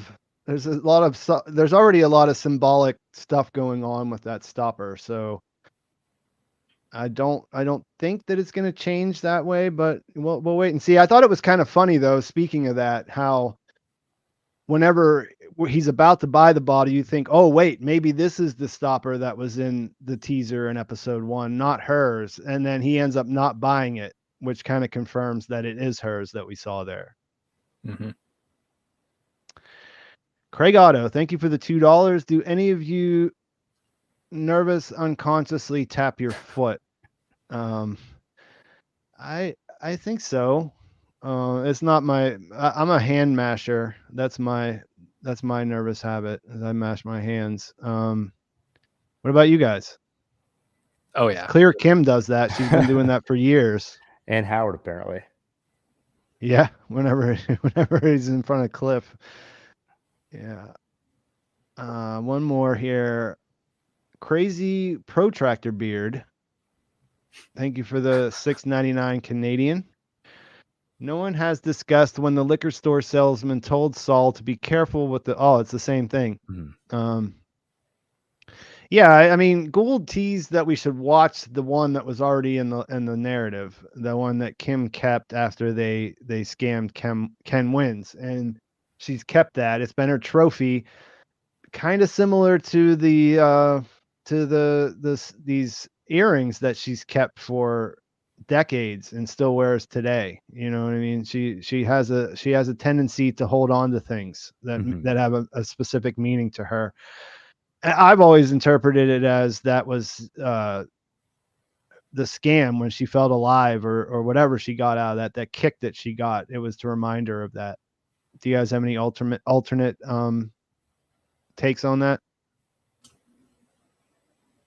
No, the line about it being sharp, did you guys just interpret it as a little bit of a wink at the audience that stopper represents the thing for Kim, which has kind of led her to where she's at now? That was kind of the thing that reactivated this part of her that's gotten her going down this dark road. And the line was and that's what that line was about. Yeah, that's where I was coming from. I thought it was sort of there as a kind of to play with our expectations about whether that one that we saw at the beginning was hers or if it was another one. And yeah, and to me, it reminded me that, yeah, this is what started it all. That one time scamming Ken led to this thing we're going to talk about in a minute. Right. Anna, thank you for the $5. 606 ending mirrors Kim's car crash and arm break in season 3. The new episode was how they shot her car crash, with her rehearsing out loud. The new episode was how they shot her car crash with her rehearsing out loud. Yeah, when Kim crashed her car a couple seasons back, she was preparing season for an 3. important meeting. Yeah, she was kind of rehearsing it out loud. So this kind of Now I mirrored see what you're that. Yeah. saying. Yeah. I think I even have a There it is. here. Yeah, there it is. Yeah, she was kind of doing that. That's a good catch. Yeah, both life-altering moments. Car crash. After that's when she starts to rededicate herself to PD. Here, not a car crash, but that U-turn feels like a pretty pivotal moment for her. Mm-hmm. We got one here from Jeffrey Townsend. Thanks you for the $10 Canadian. Seems odd to me that Cliff would be vetting Kim after Howard told him of Kim and Jimmy's misdoings. Also, Howard's wife had a Helen Pierce Ozark quality about her. I think that Howard and Cliff. I thought the assumption was that Howard and Cliff both overlooked Kim's part in that. I thought that that Howard especially thought it was just Jimmy. He didn't bring up Kim being involved, even though he was meeting with Kim.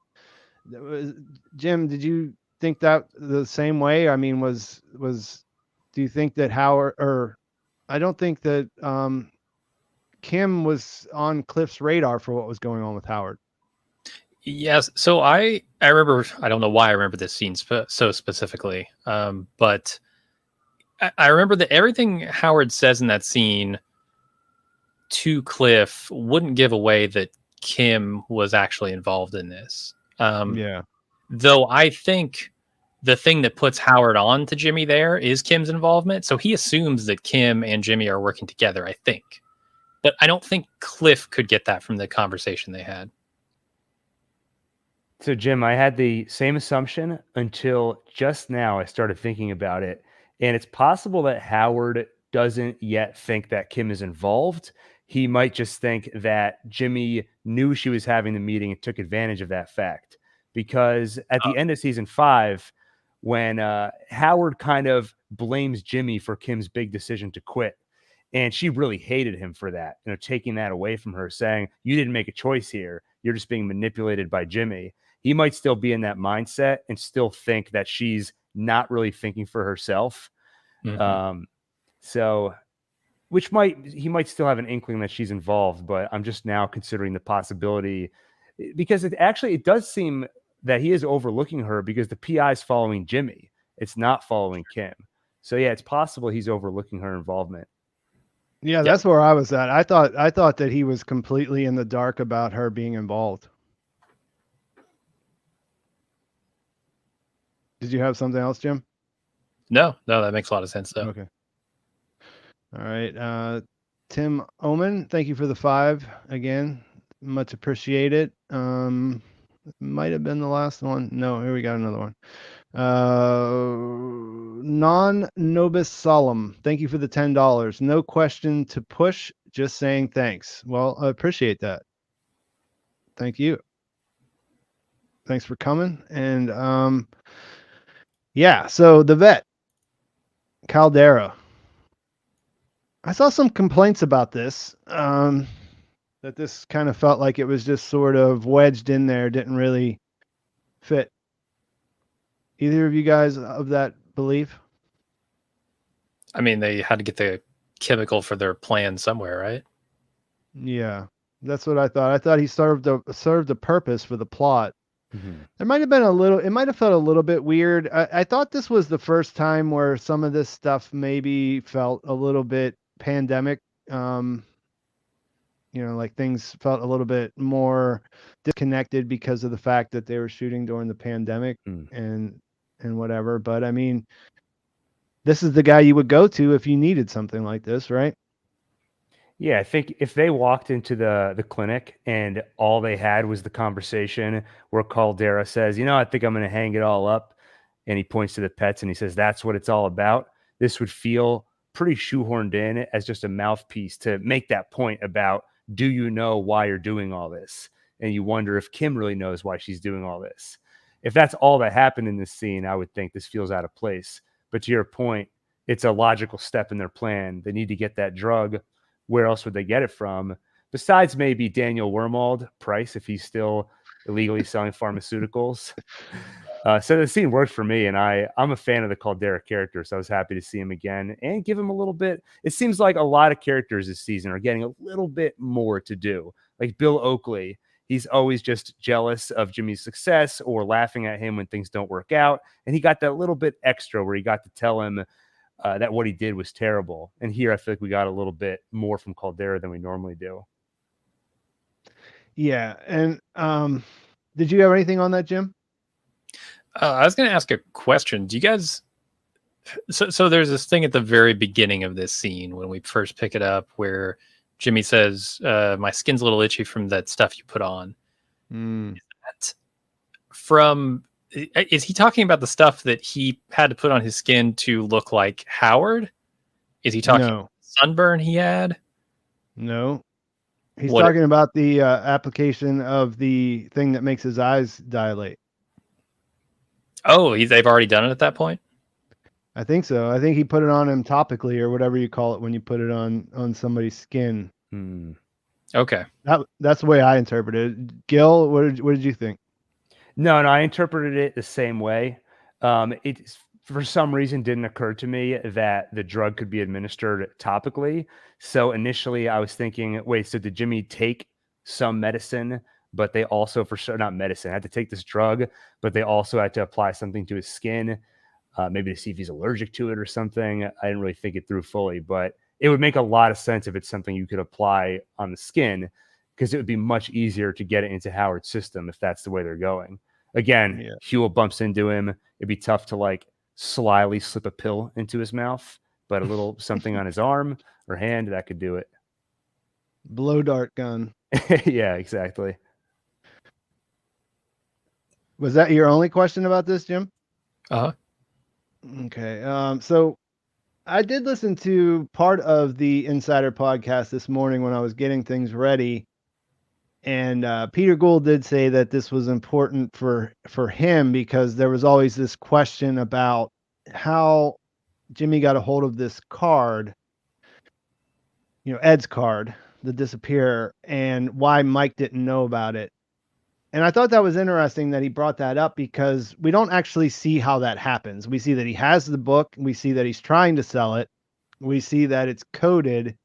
And we also see that it shows up in the season 1 or the episode 1 teaser when they go through Saul's house when they're taking his stuff. But there's no conclusion on if it passes hands or what's going on. So what do you guys think about that? What do you think's going on there?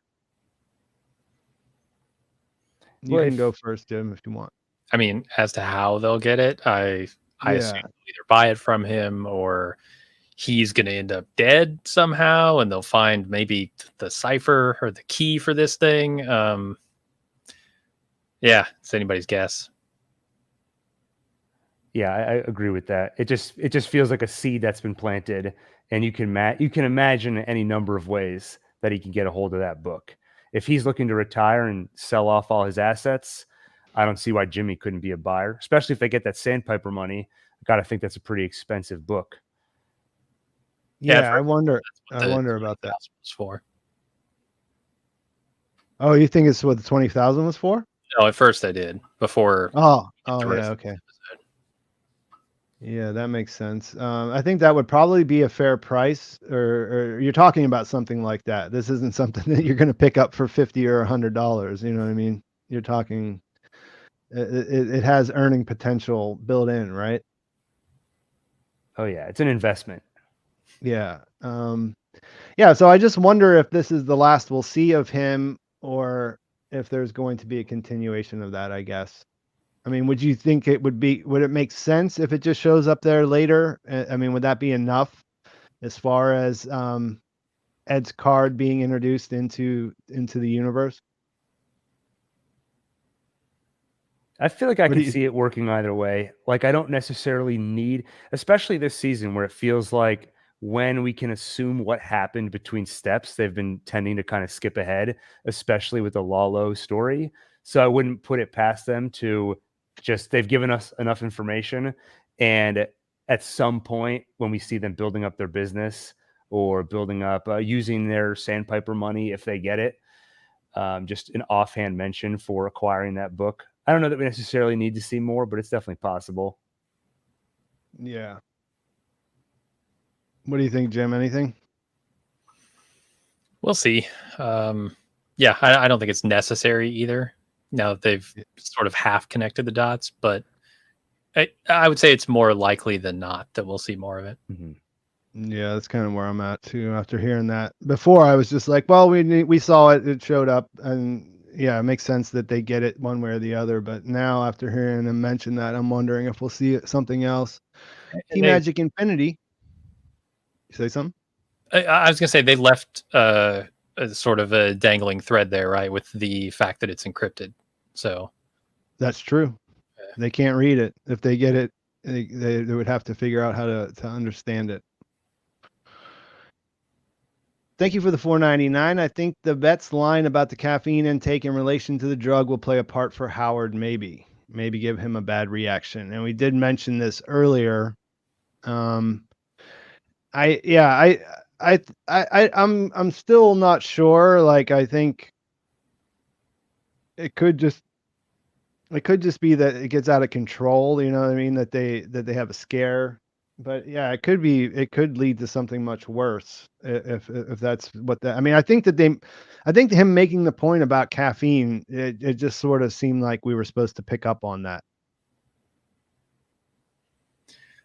Yeah, I said, Pete, you and I did a preseason podcast, like a preview thing, and I was looking for something beyond the pale to happen in this scheme for me to really turn on Kim or Jimmy or both.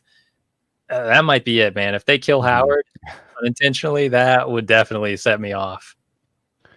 I mean, the nature of doing something like this is that, and them showing us that they meticulously planned everything out, and that they just got it all figured out. You know, that we saw a little bit of that go wrong here, but something has to go wrong, something out of their control that they don't intend, because otherwise they would just pull it off and everything would be fine. And that doesn't really jive with the fact that we don't know where Kim's at in 4 years later and things like that. Right.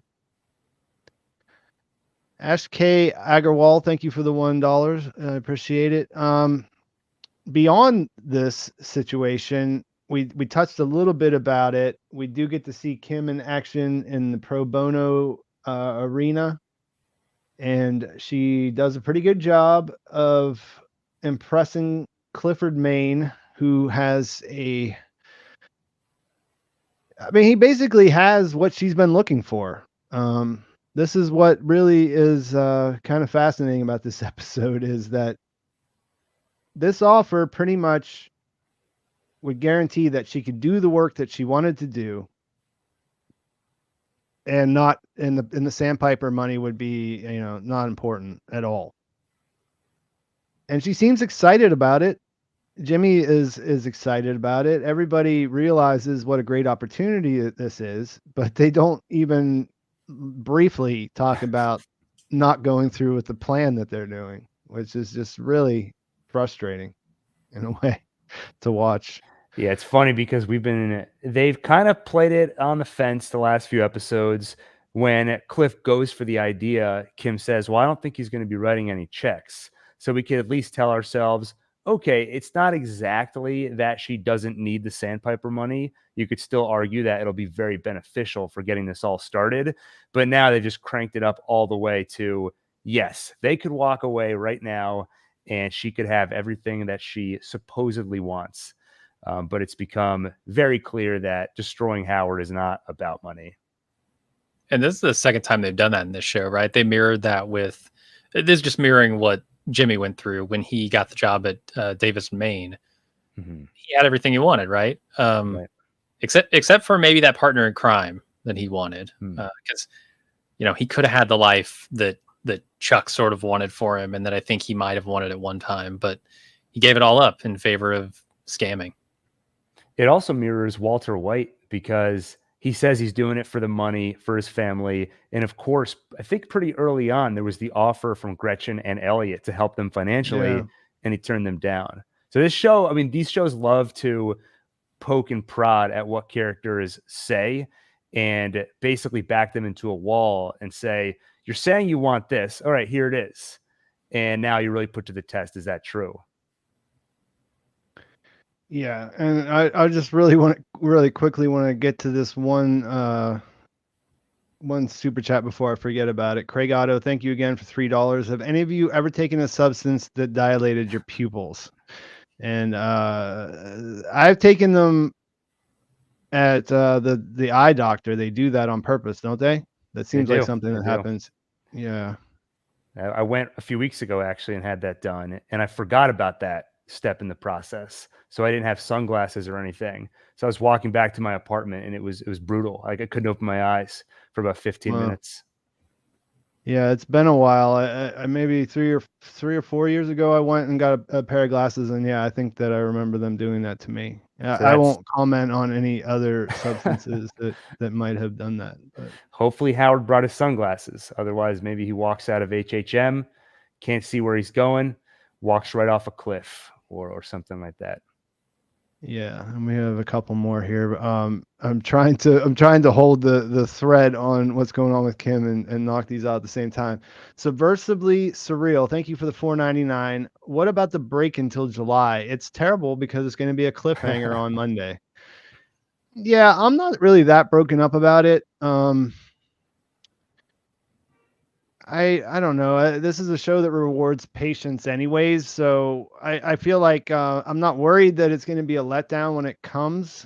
You know, I feel like, yeah, I'd like to see it all right now and, continue making videos and talking to my friends on here about it and stuff like that. But it's not the end of the world. How are you guys managing the impending separation anxiety for, I think it's 6 weeks. Is it 6 weeks or 7 weeks that they're going to be gone?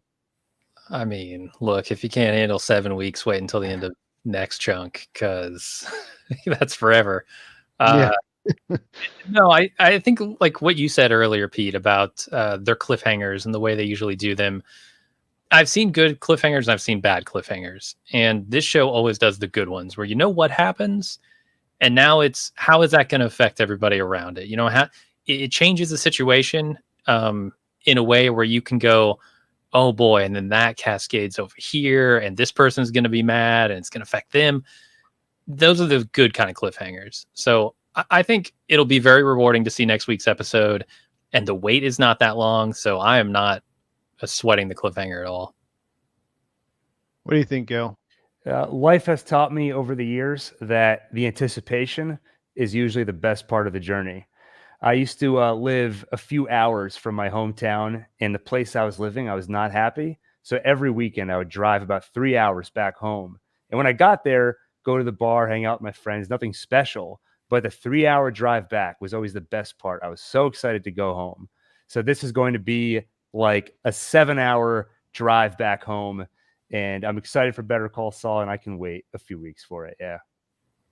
Yeah, I'm a little tired making nonstop content too. I think it'll be good for that to get a little bit of a breather and be psyched up for the end, because I'm really looking forward to it. And there's a part of me that doesn't want it to end either, you know? So we'll see. Thank you, Pamela Phillips, for the $5. Appreciate that. Thanks for coming in and saying hello. There it is. I couldn't find this one. Duke Tiger 1. Thank you for the €19.99. How can they give the physical photos to Howard? Because if he tries to verify them with the judge, won't it be clear that Jimmy set it all up? I mean, the judge obviously doesn't know it's not, or obviously knows it's not himself, right? Yeah, and I think at least my take on this is that it's not really it only has to work for a minute, and it only has to make him look crazy. He doesn't have to be right or wrong or anything else. He just has to look like he is a drug crazed person that's coming up with wild theories about something that didn't happen. What do you think, Jim? Oh yeah, man. I cannot wait for the scene where Howard tries to take it to this judge or whatever's actually going to happen there. Cause yeah, he's going to look insane. And the proof will be right there. Like it's not the guy, right? The judge knows that was not me. So it's not going to work, right? But it is going to be super entertaining to watch. If anything, an outside observer might look at that and say, Howard, did you stage these photos to try and make Jimmy look guilty and try and make it look like the judge was in on this? So, yeah, I think you guys are right that it just needs to work for a minute and just cast enough doubt on the case that Howard can't be a part of this. Okay, well, let's move on. We're getting how are you guys on time? Because we're getting up there a little bit. We have a couple more points here on the recap. Yeah, I'm good. Yeah, I'm good to keep going. Okay. So they have this plan. I think we've kind of already gone through what that is. I think we can all agree that it's going to be some kind of all of this has been leading up to Howard having a very public breakdown. It seems like it's set up pretty good. Kim has got it all. She's got this partner in crime. She's got this husband that loves her, that supports her. He doesn't care if they get this money or not. He's just happy to be hanging out. And now things have turned in her career to where she could have that if she wants it too. And it all comes down to this meeting she has to go to with Cliff. It's on the same day as D-Day, but she doesn't need to be there. She doesn't have to do anything on D-Day. It's already set in motion.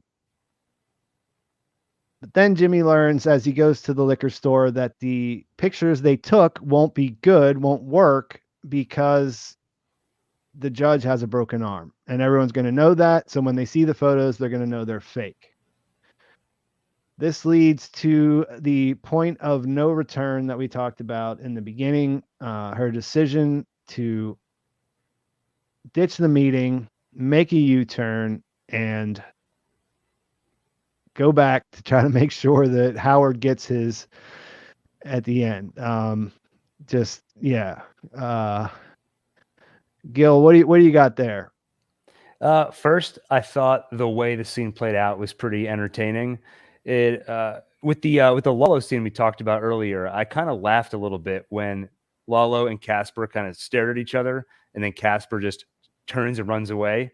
And similarly here, when the camera pans over and you just see the Zafiro Añejo box and Jimmy isn't there anymore because he just turned tail and ran. And then, of course, the crux of the scene is that not only have they set it up so that Kim doesn't need this money anymore, but now they've very explicitly made it a choice between the two, because you've got to think that not showing up to that meeting may take her involvement off the table. Maybe there's a way to rescue it afterward. I'm assuming Kim believes in this moment, in this very hectic moment, that she can have both, but ultimately the more important thing to her very clearly is taking down Howard. So I think, it's very curious to see what the fallout is going to be, but the important thing here is that she made that choice. What do you think, Jim? Yeah, I mean, to add on to that, it's important that she made that choice, but she definitely knows that it hinders her chances too, right? It's not like, oh, well, I can salvage this later, it'll be fine. She knows this is a big deal, the choice she's making. So yeah, I was, oh man, Kim. I'm always sad to see these choices that she makes, right? Because I want a good life for her, and I don't feel like this is the path to that good life. And every time she makes it, I mean, the choice of marrying Jimmy, the choice of scamming with him, like every time she chooses Jimmy, and I know it's the wrong choice. Yeah, and I mean, I'm with you on that. I thought that Kim is smart. She can look at this. She can assess the situation properly. I think, and in that moment when she's struggling to make the decision, I believe that she comes to the conclusion that if she makes that choice, Cliff's offer's done. Like maybe it's possible, maybe she's hoping there's something there, but I don't think she can make the turn without acknowledging the fact that there's a very real possibility that she's throwing that away and deciding, I don't care, this is the more important thing. And man, I mean, is the setup there? Do we know enough about her to for this to make sense? Is this just humans being human and doing things that don't make sense? You know, where does this leave you at the end of this episode? I think for me, just a devil's advocate for a second for why she might. I think such a theme for Kim has been lying to herself, where she thinks that she can do good on one side and do a little bad over here. I do think it's possible that she might come out of this and try to rescue what she can from the Cliff deal. And maybe this is the time when she realizes, I can't always have my cake and eat it too. This is the time when it finally fails. So I think that's a possibility. Though either way, she very clearly is prioritizing the Howard operation over that, which I think is the important thing. And in terms of, do I buy it? I do. And I think with every decision Kim makes like this, I'm always left scratching my head, wondering why, but it's never felt inappropriate. I think that's a tight needle that the show has thread, which is it's doing these surprising things, but they can't be so surprising that they break the reality and you don't buy it anymore. And at least with Kim, for me, it always comes right up to the edge where I don't necessarily understand the decision always, but I believe it. And instead of just saying this makes no sense, I'll instead think about it and try to understand the decision and look forward to the next revelations about her character, not necessarily views into her past, but just what is her psychology that lets her do this sort of thing.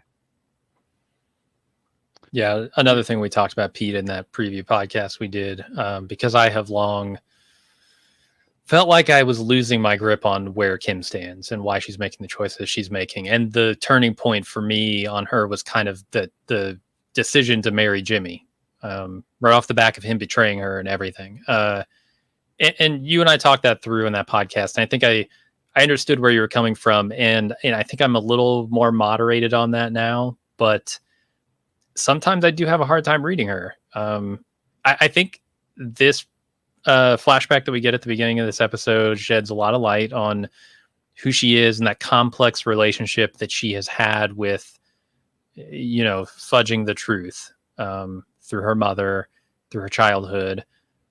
It kind of goes a long way toward smoothing that over for me, that this is a part of her and it kind of always has been, even if she was able to push it to the side for so long enough to become, this powerful attorney at powerful law firms. But ultimately that is a part of her and it's just taking the driver's seat at this point. Yeah. I think what we were talking about then and what like a lot of that was dawning on me when we were having that conversation, because we both had just done a full rewatch and we had all that stuff fresh in our heads. And yeah, I think the thing that stood out to me, that came to me was that they're outsiders. As much as Kim seems like she fits in that world, she kind of doesn't. We know where she, even before when we didn't have this flashback of this season, we saw last season's, and we heard her tell Rich whenever she went into the interview that, how she sort of ran away from that life that she thought she was going to be stuck in there in Nebraska. And I thought that was part of the connection, part of why she chose Jimmy in some of those situations is, when you're an outsider, it's nice to have that kind of comfort of someone who understands that perspective. And, we see that it does, like you just said, that this does really kind of make a lot more sense. Not only, was her mother, kind of unreliable and not the kind of mother that she wanted to have, but she also had some of those same tendencies that Jimmy has. So it does make sense. I mean, I think there's a thing about marrying your mother or whatever. And maybe there's a little bit of that going on with Kim there. Let's see. So Gil, you were talking there about, her wanting to be able to have it both ways, and I think that is true. I think that she sees herself as being able to pull it off in some ways. I think it's specifically with this. I just thought that the way that it's set up is that, it's a spur of the moment thing. And, like what I was thinking is, she could just keep going, and if she just keeps going, then okay, everything that she claims to want, she'll have. You know what I mean? Right. But when she turns, she puts all of that stuff at risk. She puts her relationship with Jimmy, she puts her future in pro bono, all of it, at risk. And specifically because she'll get the same things, but she'll also get to take down Howard. Mm-hmm. And it's just fascinating. And like you said, it's like none of it doesn't make sense. It's just that, I mean, it could in the instant when you think about it, because you think what a character is, but in reality, we don't really know that much about Kim. That's been a big part of this whole lead up, is that we thought we did. We applied things that we thought made sense to the character that we were watching, but we didn't actually know much at all about who she was or how she ended up there. And I wondered. Oh, sorry. Yeah, I was just going to say, do you think we're going to find out more of that, or do you think that this is sort of we've sort of reached the end of that road and now we're just going to be looking at consequences? To me, it would feel a little disappointing if we don't get a little more understanding of her as a character, or maybe even more than that. What I'd like to see is her coming to terms with herself, kind of like Walter White at the end of Breaking Bad when he finally confessed to his wife. He says, I did it for, she cuts him off. She says, do not tell me you did this for your family. And he says, I did it for myself. It made me feel alive. And that was the moment when he finally acknowledged why he was really doing all this. You can't do that too many times. I feel like having characters just say out loud, here is what I'm all about. I finally came to this realization.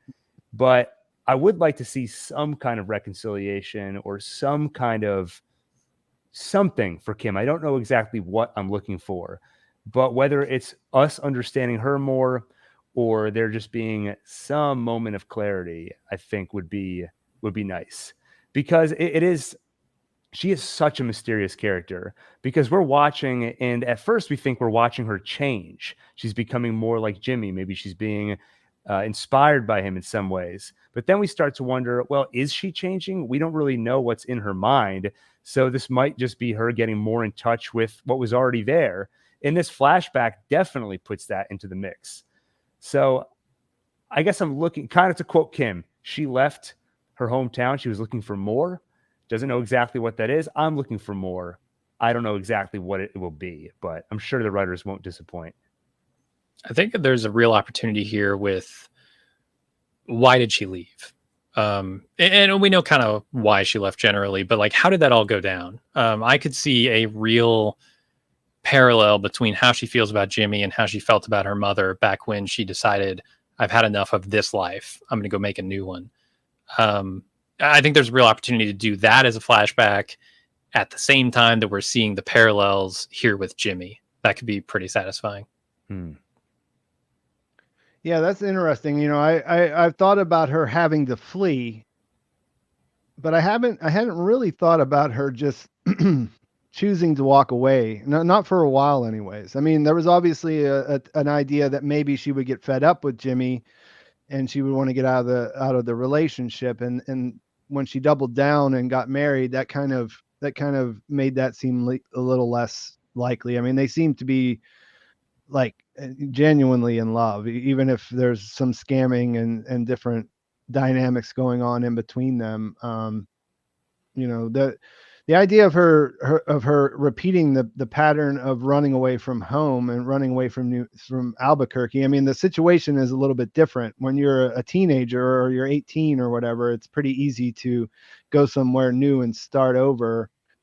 As a professional, working professional, maybe that's a little more complicated. But yeah, I hadn't really thought of that as like, maybe they get away with the scam, but maybe she decides to leave anyways because this place is done for her after that. That's kind of interesting. Where do you guys stand on the theory? I haven't heard people floating it as much lately, but before the season, I feel like one of the very popular predictions was that Kim was going to take the money and run and abandon Jimmy. Do either of you think that's in the mix at all, or have you? I never really bought into that theory, but Kim is such a mystery; you never know. Yeah, I never bought into that one either. Mhm. I don't see it. It's funny because, you know, it's a female character, so I feel like I have a natural blind spot for certain things. I've had some like I never really bought into it, to answer the question. I've heard some people make more compelling cases than others, but the one thing that that I think that stood out to me as far as where she might be playing things a little bit differently is the way that she was really against the idea of him going to the desert, or, you know, to go and pick up the money. Mhm. I feel like that there was something that happened there that all kind of got pushed to the side because of the way that played out. You know, I don't think there's a long con going on. I don't think she met Jimmy McGill and thought, oh, I can take this guy for millions of dollars, because that doesn't really make sense, right? She met him in the mailroom when he didn't have anything. He lived in the back of a nail salon.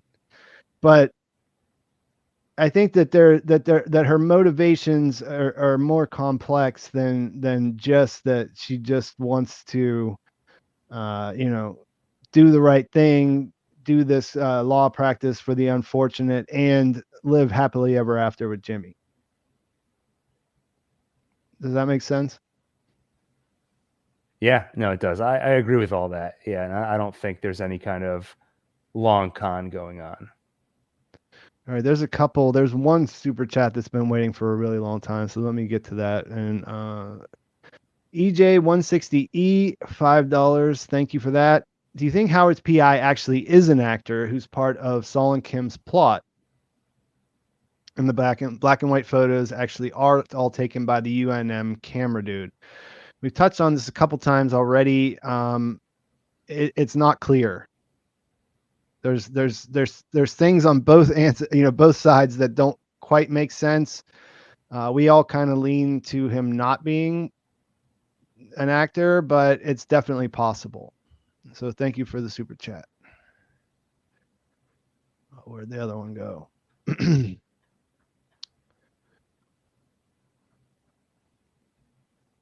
Sorry, guys. There it is. Steve Mueller, $4.99. Kim's character is mired in symmetry. We don't know Kim, just like she doesn't know herself. She leaves her mom just like she leaves Jimmy. We don't know Kim just like she doesn't know herself. Yes, I mean, I think that we've touched on that a couple of times, and I think there is an element to that. You know, she's gone through a lot of changes when you think about it in the story, and part of that was discovering that the perfect the perfect job at the perfect firm wasn't really for her, and that's why she got into the pro bono stuff. So she's constantly evolving. She leaves her mom just like she leaves Jimmy. That's what we were just talking about. Do you guys have anything else you want to add to that? The only thing I'd add is she leaves her mom just like she leaves Jimmy. I don't know if we 100% know that yet. And I know that at least before this flashback, my read on the initial flashback, because they showed it in the same episode where she decided to marry Jimmy, my thought was that maybe things didn't go well with her mother. So as a result of that, she's very reluctant to let people go in her life. So she doesn't want to lose Jimmy the way she lost her mother. And that's why she doubled down on that relationship. So I definitely agree that there's connections between the two. Her relationship with her mother is definitely influencing her now. I'm just not 100% sure how yet. And maybe we'll get a better idea by the end of the series. Yeah, I think it's a sensible take that it could be, the part of why she leans into the idea of marriage is because things went bad with her mom as well. You got anything you want to add to that one, Jim? Yeah, I mean, I think like the idea that we could see another flashback with how she left her mom doesn't necessarily have to say, hey, she's doing the exact same thing with Jimmy. She could be doing the opposite. This could be reflective of positive growth or some other difference in how she treated her mother versus Jimmy. But I think, yeah, that's the one flashback that I would like to see is how that ended. Yeah, agreed. We got one more here, and then we'll start to wind things down and talk about what's going to happen next. Harrison, thank you for the $5. How will they get the inflatable Liberty statue from the Kettlemans? They may be involved with the rebound strategy from Kim. Yeah, I was wondering about that too. Whenever I was cutting clips for the last video, I was looking through shots of the old Saul Goodman office that's in the future from where we're at right now, and I was reminded that they never did get that yet, and it reminded me of the book. We've had these Priester eggs, as they call them, the things that showed up in the opening sequence, and then they show up and turn out to be important in episodes later. I think the only one that I didn't see something in it was the maybe the fourth episode or the fifth, one of those two. There, every other one had clearly had something that was in Jimmy's house whenever they went through it. And yeah, the inflatable Liberty statue is still a mystery. Do you think that means the Kettlemans will return? I don't know. It's a similar question as that black book. Do we Yeah. need to see more steps in between we saw the book and actually see Jimmy acquire it? I feel like between the two, we're more likely to see the black book because that just feels like a more important thing for Saul Goodman than the Statue of Liberty. But yeah, the Kettlemans, it feels like the Nacho's dad question. I feel like we've seen everything we need to see from them, but it's a possibility. Maybe if it even shows up, there's like a final Jimmy to Saul Goodman transformation montage. Maybe there's a second there where we see him handing a stack of cash to the Kettlemans and walking away with the Statue of Liberty. I feel like we're due for a montage. We were talking about that last week, but go ahead, Jim. Yeah, I haven't seen one in a while. I was going to say, I think it could just be the inspiration. He saw that and he thinks back to it. Oh, that's a good idea. And he goes out and finds another one. Two of these have to exist in the world, right? Or here's what I really want to see. I want to see him send Francesca out to get that thing because that would just kill her. She would just shrivel up inside knowing he's going to put that outside. That's the moment when she became Saul Goodman's secretary. Yeah. Oh boy. Yeah, like I said, she's on her own mini Walter White to Heisenberg highway there. It is funny. I like that. I like that a lot. Let's see. CS, thank you for the $5. I see a final twist coming to the con. Judge has a twin who's the one in the cast. The one in the cast. Putting a cast on the actor will ironically be what undoes Kim and Jimmy. Jim, you seem to be vehemently agreeing with this theory. Oh, yeah. wow. That's a hell of a theory. Yeah. The old twin plot, huh? The old twin for the body double dress up like the wrong one plot. It has been such a body double heavy season. Lalo, Gus, Jimmy as Howard, and now Casimiro. I don't know how many is too many. I'm not sure. We haven't gotten there yet. I could say that. Yeah. I haven't tired of it yet, but you're right. There is a threshold, and hopefully they know where that line is and they don't cross it.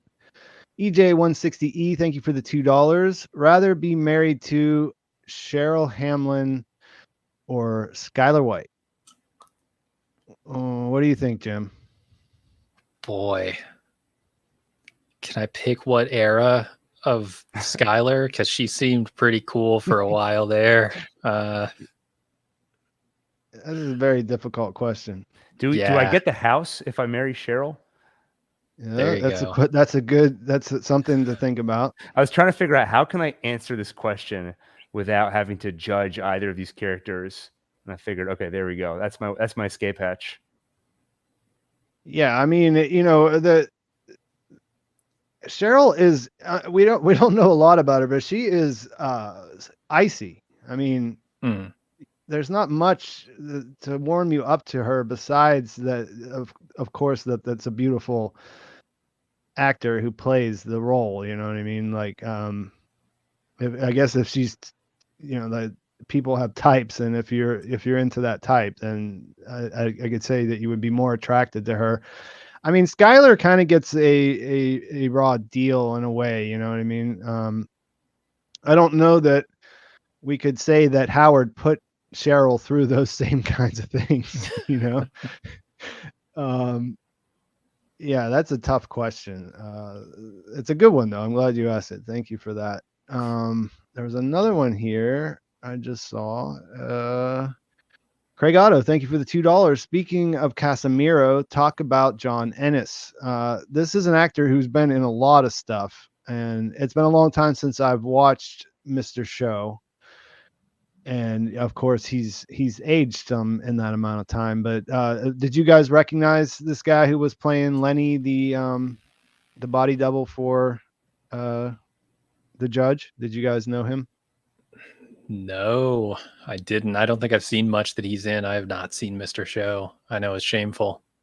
Yeah, it's been so long since I saw it. Like he looked vaguely, familiar, but I didn't know that it was that until I saw it. But there's another thing about him. The actor who plays Aaron Brill, Davis and Maine, that's his daughter. Oh, cool. So that's kind of interesting. A father and daughter acting family there.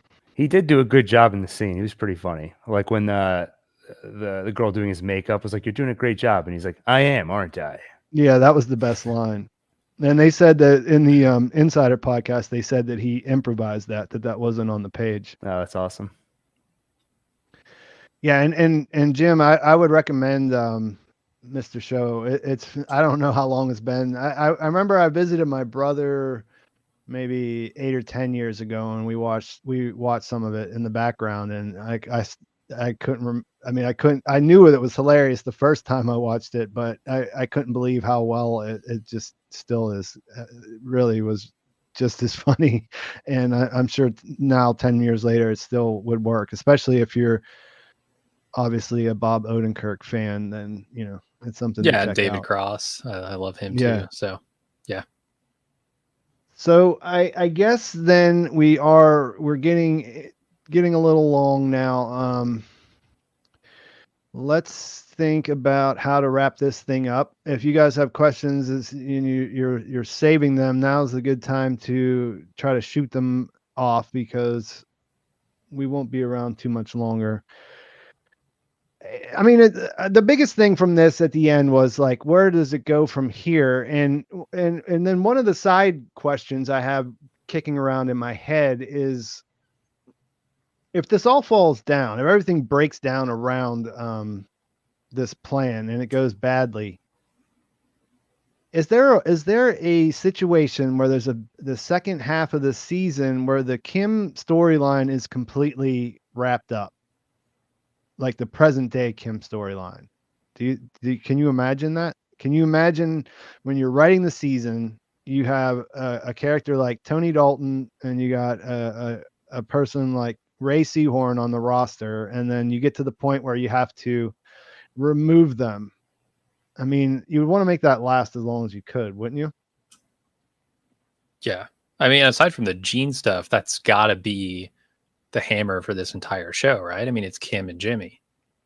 Yeah, but it does kind of feel like the Kim is coming to some sort of at least present day conclusion, doesn't it? Well, do you think, I feel like there's been a lot of speculation that the Lalo stuff is going to collide with the Jimmy Kim story. So maybe we mostly wrap up with Howard, but then somehow the two get intertwined. Yeah, that can make sense where they're licking their wounds and things have gone badly and they're looking for an exit strategy, and Lalo comes in to pull them back into something else before they have a chance to go for it. Maybe. Especially with Mike having gone to her, that feels like a seed that looks like now it's only going to get revisited in the second half of the season. Mm-hmm. Yeah, because I mean that I just like I obviously want to have more Ray Seahorn, more Kim in the story, but there is a there is a transformation going on with Jimmy McGill, and he does sort of have to, he has to experience some things, I would say, that are going to break his spirit, or however you want to describe it, to kind of be the kind of guy who lives in that lives in home. that mansion with the golden toilet. I mean, yeah, he's got to get pulled back into the underworld too, right? Yeah, it's pretty wild. It's a weird place to be. There's a lot of people complaining about the setup, about the slow pace, which I'm not really sure how they got through the first 2 seasons, if that's what they're thinking. But yeah, there's a lot that's going to have to unfold between now and the back half of the season. Yeah, it does. It's starting to get to that point where it feels like, I mean, I have not had a problem with the pacing. I'm enjoying it, and I feel like it's pretty in line with previous seasons. But you do start to do the math, and you're like, all right, we're getting close to the end. So what's going to happen here? Yeah, it setup is for a payoff, and that does need to happen, and they do have to resolve some things. I mean, I don't think that they need to hold our hands through 4 years of Saul practicing and to the day that he meets Walter White or whatever. But I do think they need to jump ahead a little bit, at least in teasers, so we get a little bit of a different perspective on that stuff. Rod Kiefer, thank you for the $4.99. Did Kim U-turn from Good Choice Road onto Hinky Dinky Boulevard? Hinky Dink. That was the store that she worked at, I think, or the gas station, right? Yeah. As a cashier. Or that's what she said was that was like her best hope if she were to stay where she was to end up with a job at Hinky Dinky or something like that. Yeah, that's what I thought. And yeah, me and Jim were talking before we came on. We were saying I was telling him when I was writing my script for my video yesterday, there were so many opportunities to just pull those old BCSs, and Kim makes her U-turn to Bad Choice Road, and there was it just felt like there was an inordinate amount of opportunities to quote the titles of previous episodes and things like that. Yeah, Kim decides not to take a half measure and takes a U-turn down Bad Choice Road. Yeah. It just she's got an axe to grind.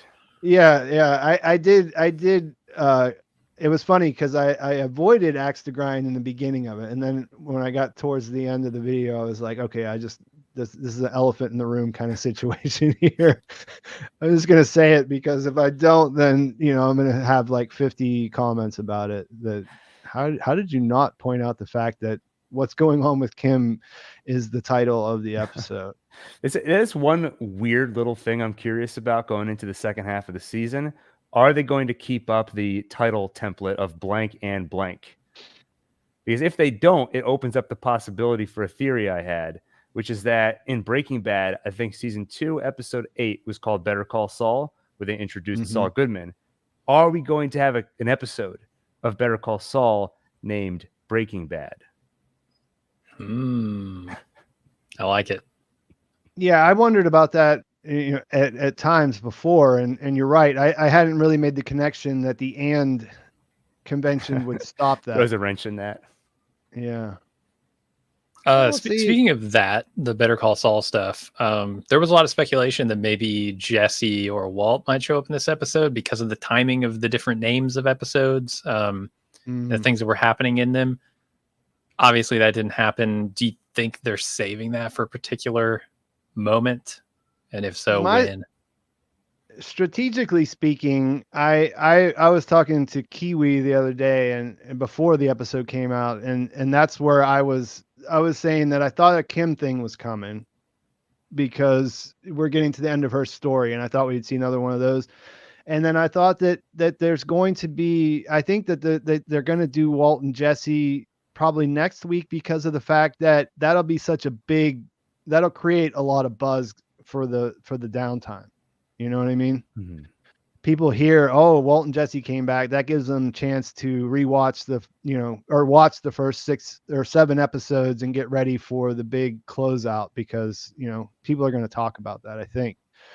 That's it though. I don't have any other good reason for that to happen before, or in any other particular episode. Yeah, makes a lot of sense.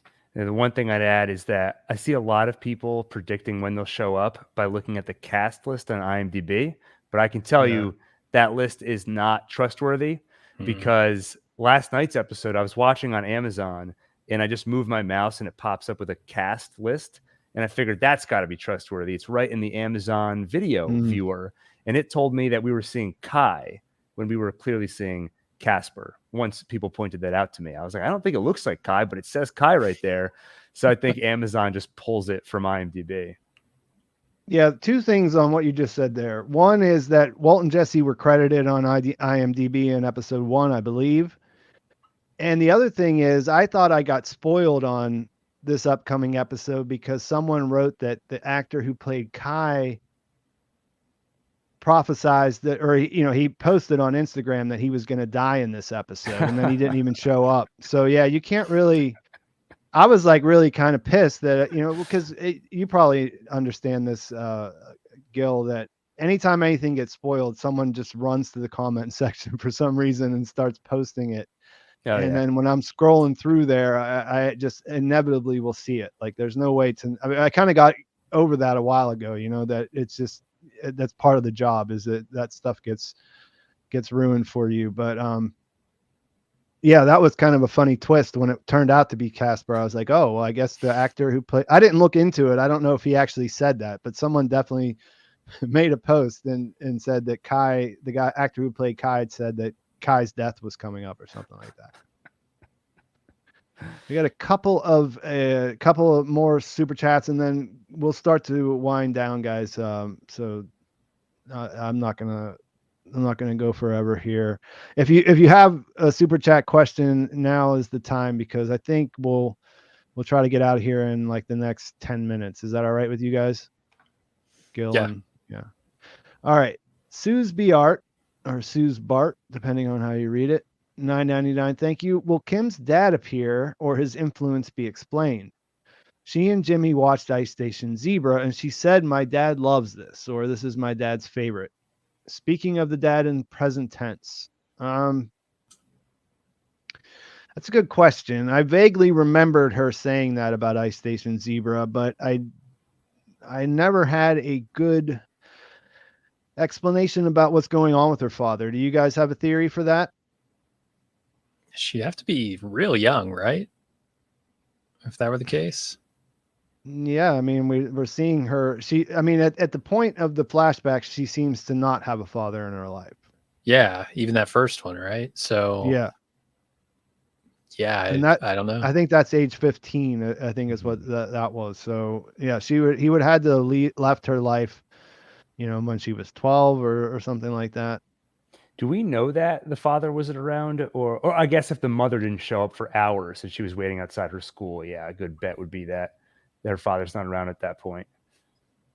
Probably, yeah.